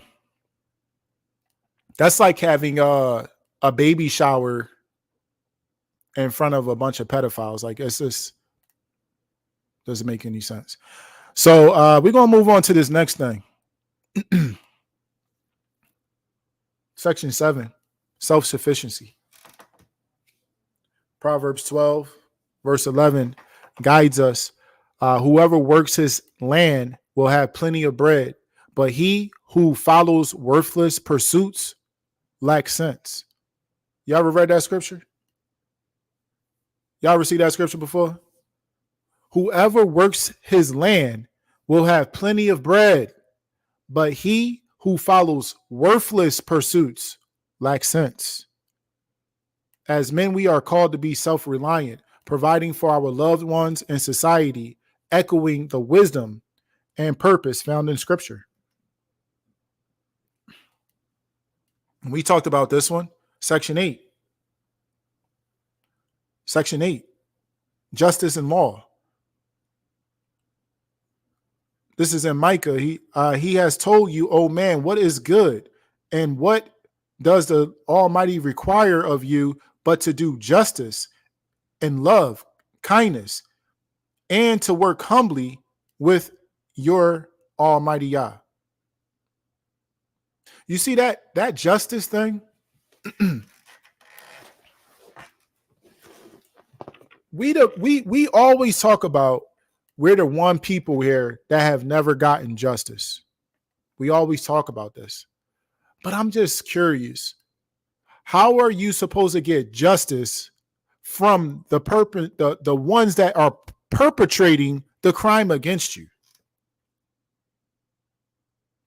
That don't make any sense. Why would they incriminate themselves? You see what I'm saying? Just like we be sounding stupid when we really start to think about it. When we really start to think about it, it's just like, oh yeah, that's true. They're the ones that's actually doing the crime against us, but then they're going to lock themselves up. Like, they're not going to do that. So if you want justice, what should you be doing? You see, men of Israel, don't you remember that the Most High gave you laws, statutes, commandments, and judgments? Oh yeah. You know, when you get justice, it's because you, through the power of the Almighty, are going to enact justice. Well, you're not ready for that conversation. You're not ready for that. That's too scary, man. This brother off, man. This brother, he talking some wild stuff. I'm just saying. There's only but so long somebody going to keep doing the same crimes against you before you just say enough is enough. And I just don't see that y'all feel as though it's enough yet, because you're not doing the actions necessary to show that it's enough. Like leaving. Like, why are you filling out another contract with the devil to live in their apartments and their houses when you could just go move on the land? You feel what I'm saying? I hope y'all still with me. Listen, we've been on here for quite a bit, and we already at section 9. Put a thumbs up in the chat if you enjoyed this conversation so far. Man, I've had fun with y'all here, discussing this. We're not done yet, but go ahead and put a thumbs up in the chat. Y'all been enjoying this conversation. Y'all been rocking out with me. I appreciate that.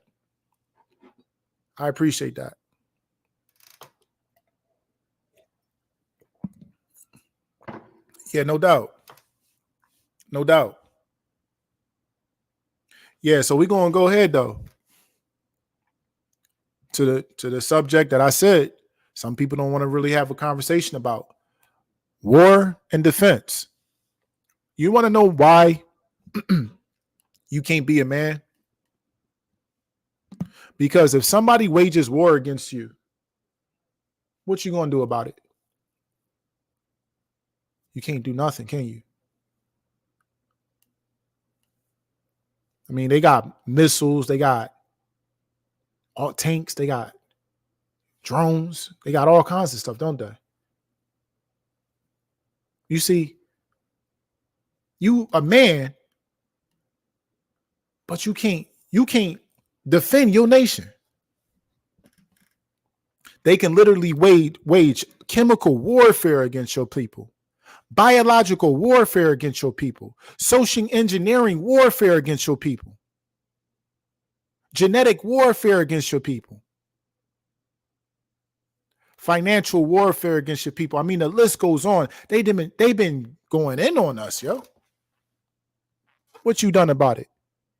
Nothing, yo. You just went to go work for them some more. Just as long as you could have a weekend where you can get some drinks, watch a game, watch some Netflix, and just be left alone. Like you just happy. Like they could just keep doing whatever they want. And that's what they're going to keep doing. They're going to keep doing whatever they want to you. This ain't about a boycott. It's not about a boycott. Boycott is like, yo, I'm going to take a break from getting on your bus for a while. No, we ain't talking about boycott. We're talking about go build your own bus. We ain't talking about a boycott. We talking about go build your own stores. We're not talking about taking a break to stick it to the man because you're mad at them for mistreating you. Forget them. Forget them. Go make your own stuff. If you don't like it, just leave and go do your own thing. Oh, but man, don't forget. You know what happened to Black Wall Street? And so they knock you down and that's it. They knock you down and oh my goodness, that was it, man. We tried. Well, guess we got to go back to slavery. That don't make no sense. Who cares about that? Our men that during that time were so resilient during that Black Wall Street that they destroyed Black Wall Street. And you know what? Our brothers then rebuilt Black Wall Street. Did you know that? They rebuilt it back up better than what it was. Yeah. They don't tell you that part of the story, do they? They just tell you the part that it was destroyed and that was it. No, our ancestors rebuilt that back up better than what it was. You want to know what really destroyed Black Wall Street? We left. We left and started going to go work for somebody else. We left and stopped supporting our own businesses. We left and started moving into their neighborhoods during the integration time. That's what killed Black Wall Street. That's why it's still there. The place is still there. It's literally still there. But you know, they doing gentrification and all that there, don't you? You know, when you had to sell your business, you had to sell your house, the house that you gave to your grandkids, they didn't take care of it. They just was so busy worrying about running to somebody else. And now your grandparents gave you that house there in Oklahoma, and now you ain't take care of it. Now it's developers are coming in and taking it over. You see what I'm saying? We're not focusing on our house. Our mind is someplace else. We keep thinking that we could just play nice with these people. We just keep thinking that somehow they're gonna start playing fair with us. We just keep thinking that somehow we just gonna get along, but it just keep getting worse. It's time to just stop. It's time to stop. I mean, we dropping bars here today, man. Like, y'all see what I'm saying? Like, it's a scam. It's a scam, family. That whole idea of, we're going to boycott something. That's a scam. That's to keep you docile and domesticated. Men, you're lying. You are lying. Somebody does something to you, you are a lion, bro. You know, I ain't never saw a lion talking about, I'm about to boycott. Oh, man, this is ridiculous the way they treating us today. No, they going to go thrash some stuff. They going to go destroy some stuff.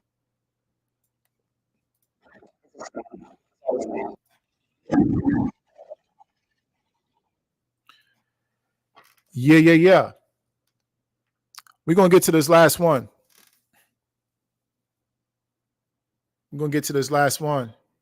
Leadership roles.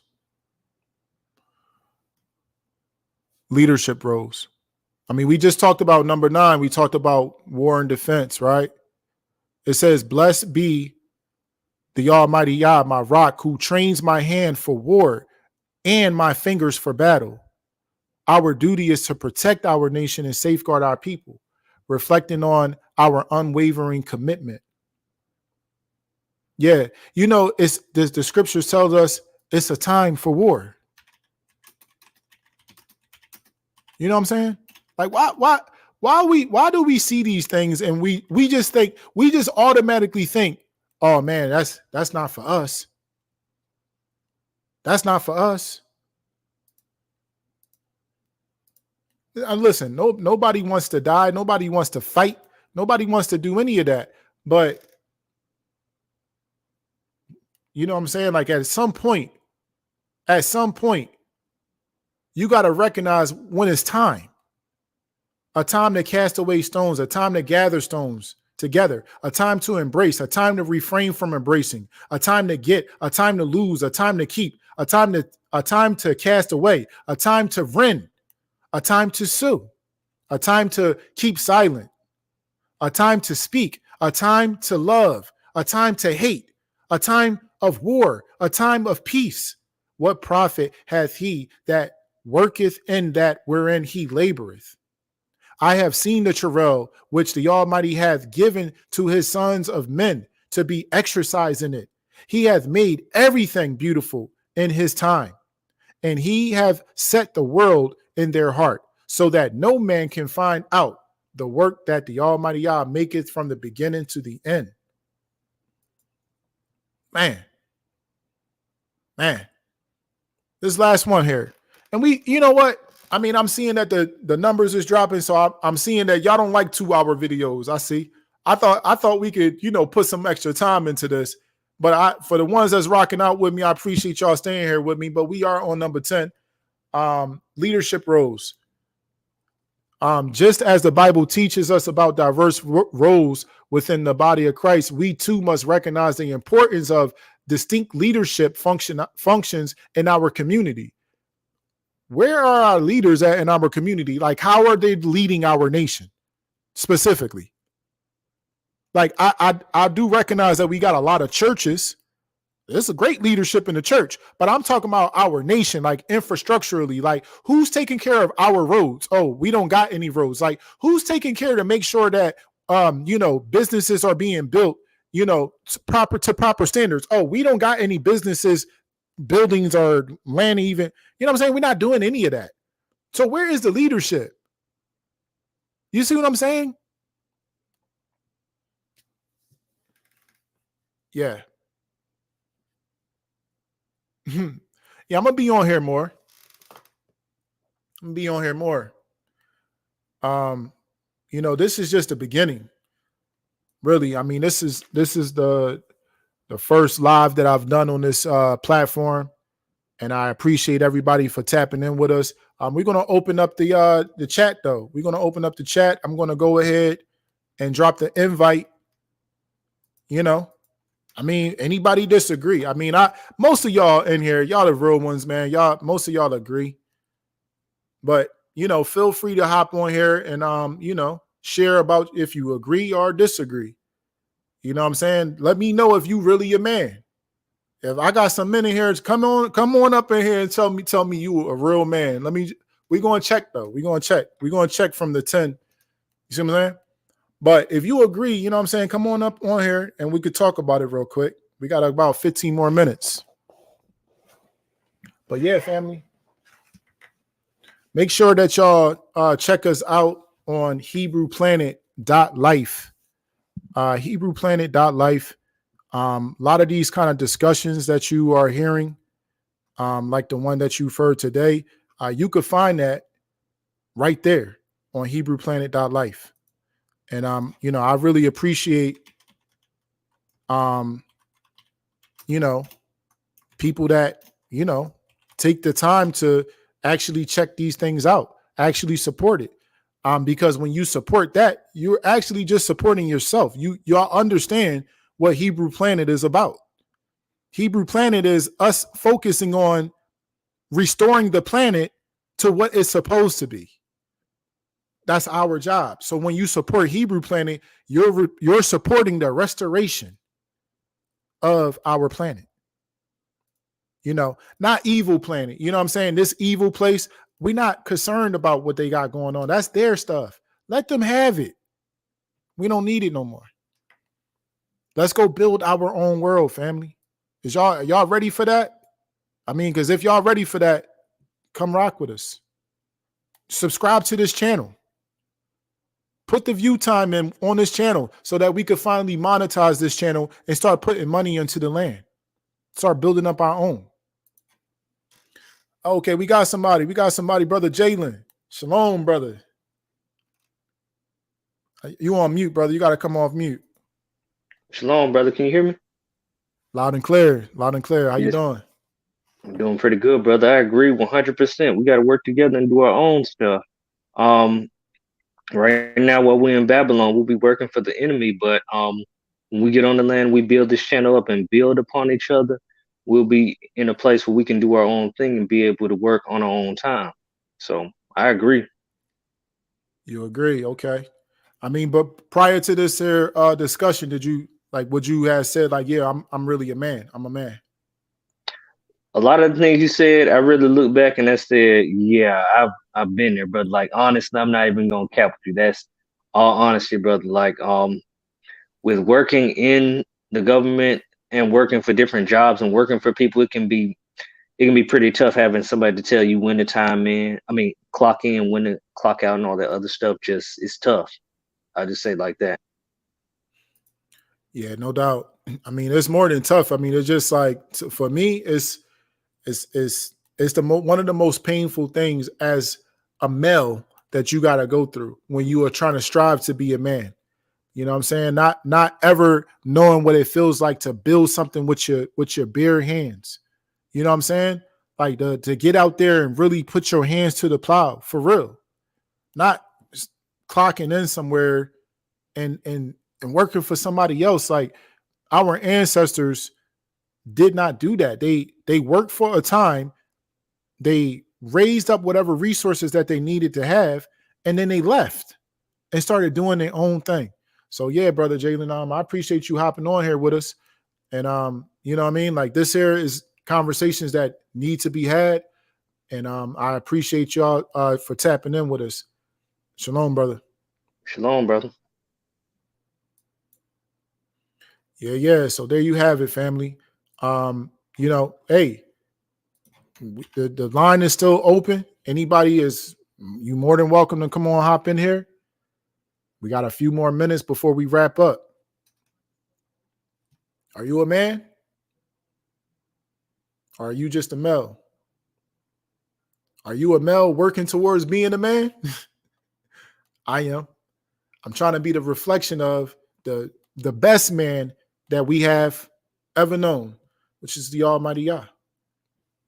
Yeah, make sure y'all like, share, and subscribe, family. We're really over here trying to do real things. We're not just on YouTube just making content. I'm not a content creator. No, I'm a land developer. You feel what I'm saying? I'm not on here to make content so I can get monetization and then take the money and put it in my pocket, go buy cars and apartments and stuff. That's not what I'm here for.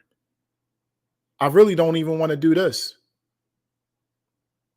I really would rather be on the land doing what I need to do there. But clearly, there's still a lot of people that still need to hear what it is that we're doing. We need you on the Lions Den. 6 p.m. Eastern Standard Time. The link is on the website, yahwehgather.us/brotherhood. Y'all hear it from New Breed all the time.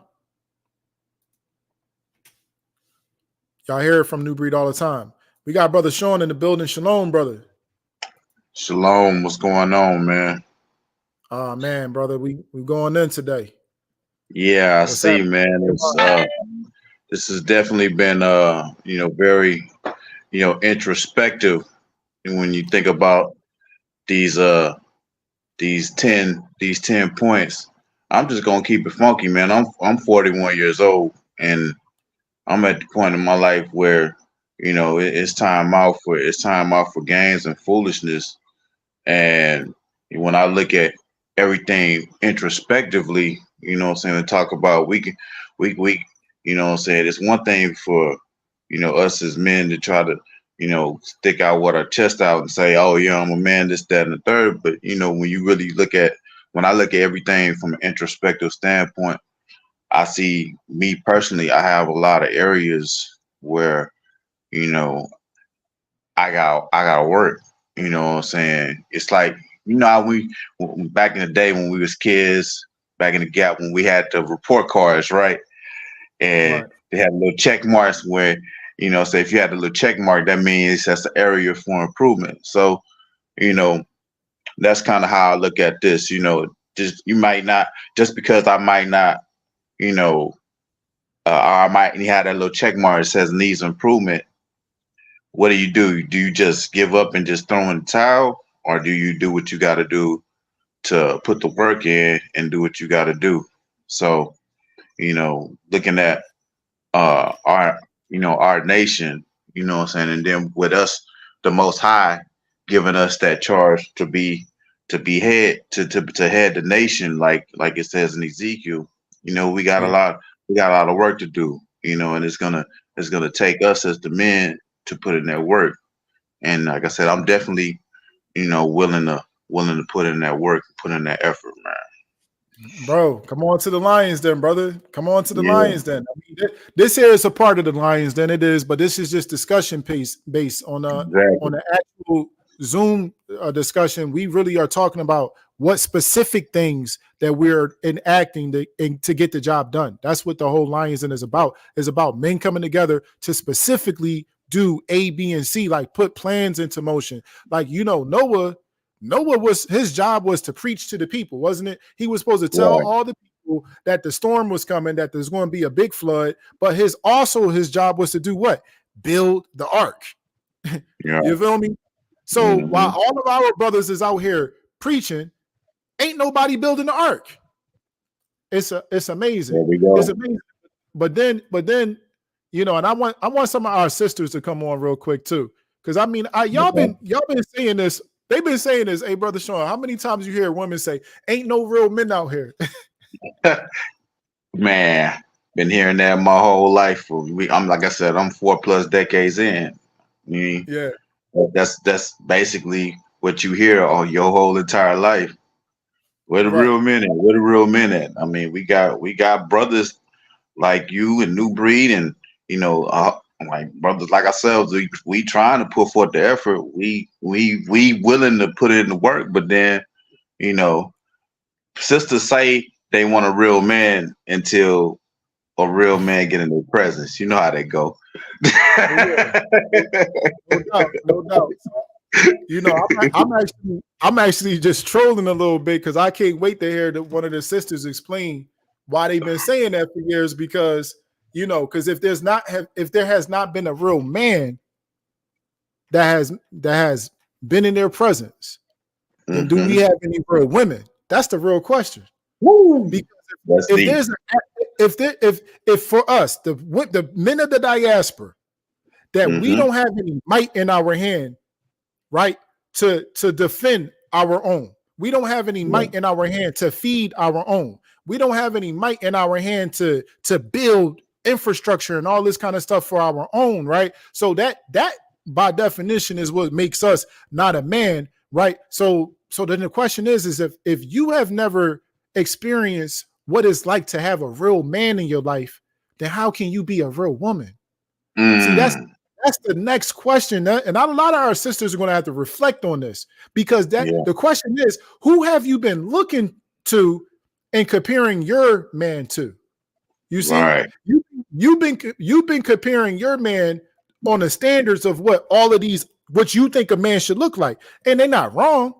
You know what I'm saying? When they look at the other nations and they're like, oh, I mean, they got this, they got that, they got this, they got that. Our sisters recognize that. I mean, that a blind man could recognize that. Right. They see what it is. They see what it is, and they see that you fell from the glory that you once had. So they looking at you like, man, you know what? I know you fell, brother. I know you fell, but you still a king. A lot of our sisters are like that. They like, I know you fell, but you still a king. I'm a rock with you, brother. But then the brother would start puffing his chest up.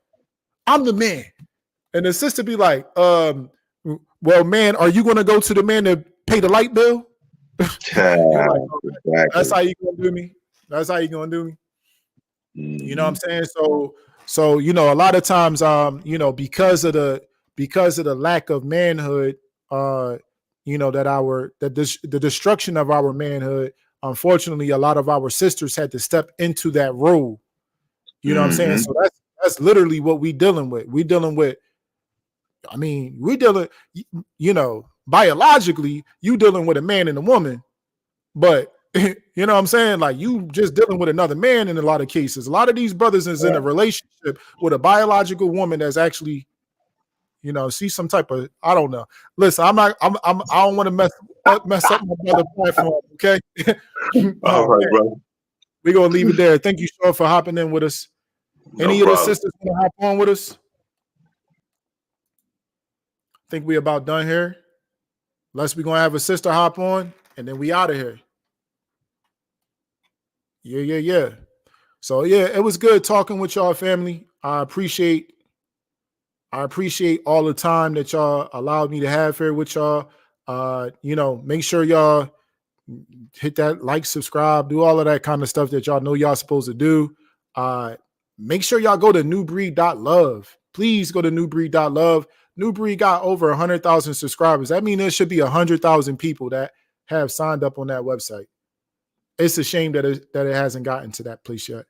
So, you know, I'm just asking the brothers and sisters, like, you know, whenever y'all ready to get up out of here, y'all going to show it.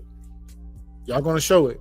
So since I don't have anybody that's hopping on, I'm going to go ahead and say shalom to everybody. I appreciate your time, man. Oh, I think they looking to see who's going to hop on the chat, hop on this here live with me, but we're about to get out of here, family. Look, this was good. We're going to do this next time. I don't know the next time I'm going to be on here. I may be on here tomorrow. I may be on here the next day. I just would appreciate that if I'm on here, that y'all continue on tapping in with us, because we're trying to get this here platform monetized so that we could take that monetization and monetize the land. So if y'all rocking out with that, then that's what we're going to do. Shalom, family.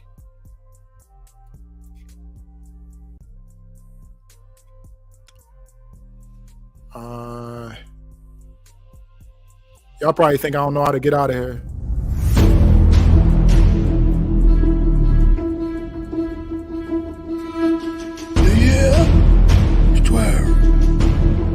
It's been years since I've seen anyone, any sign of life. I've been surviving off of rodents and for drinking water rain. The last sign of civilization I seen was on the news before the blast. Before they came out of the sky. I'm not talking green Martians. I'm not talking little aliens either. I'm talking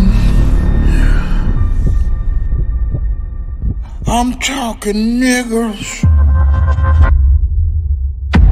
Girl teeth, big nose, big lip niggers. A strange flying object landed in my yard last night. I can hear in the distance music thumping all through the night. Pardon me, I can smell them cooking. Cooking fried chicken. Let the thing sink Titanic. I can hear them saying, one more time, more damage. Open up the book, read the canon. Find us right there, transatlantic. The rules waking up, they can't stand it. Y'all about to shake the whole planet. Y'all about to shake the whole planet. Who are we, Hebrew planet? Who is it? About to Prussians, nigga. stand in this Hebrew planet. Y'all about to shake the whole planet. The last one standing is Hebrew planet. The brew's waking up, they can't stand it. Just open up the planets, Hebrew planet. Yeah, take makeover, the breakover. This world got no swag, need a makeover. One way trip to hell, no layovers. They all drink from the cup, got a hangover. Yeah, yes, they lied, the truth won't hide. Our people lack knowledge, so they broke inside. Some really, the ops, they the other side. I pray the spirit got you and open up your eyes. We the witnesses. Open your book and take a look. I didn't see it. What happened? There was a group outside? There was a group outside, 100, possibly more. They were wearing a shirt called Israel United in Christ. They're a group labeled as a hate group. I think that's a conversation for another day. Just here to focus on the game. You've said this whole time that you didn't know what kind of what kind of voice you had, and if these are the people that are out here in your name, do you feel like that's a consequence of what you've done? Again, I'm just here to focus on the game. News, CBS News, DreamWorks Animation. Now, the thing is, I skipped over maybe about 5 of them because it was just unclear on this list. The red are the executives that are Jewish at these companies. True Jerusalem. These are the people of the book. That's right. The Israeli government, however, does not recognize Tel Arad as a holy site. Israel have a law, you see, that indicates that. Trump, how are you feeling about it? How do I feel about President Trump? I think that white people put Trump in office, and that was the man that they wanted him to rule over their people. But I think black people, Hispanics and Native Americans have a king that they need to obey. And this is what my power said. Read Acts 5:29. Acts chapter 5 and 29. Then Peter and all the apostles answered and said, we ought to obey God. Representative of the whole nation of Israel. We're descendants by seed, by heritage of this people called Yisrael. So you... Who is the Hebrew of the nation of Israel? Let's talk about what happened during the transatlantic slave trade when the Portuguese bought slaves from the coast of Africa and took them to North, South, well, actually started in South and Central America and later migrated to North America, and we were spread across all the plantations on both areas. Let's talk about that. Let's have an open dialogue. Who were the families that owned the slave ships? Who were the Portuguese? If we go back and do our history and research, we'll discover, even prior to that, that Christopher Columbus himself was a Sephardic Jew. Now, so when we look at the Portuguese, when you look at Sephardic, by definition, those are people that come from Spain and Portugal. Open it up and give it a look. The Almighty ain't forsake us, it's him we forsook. We them zombies from the valley of bones. Y'all better lock up your homes, about to destroy all of your thrones. Bet the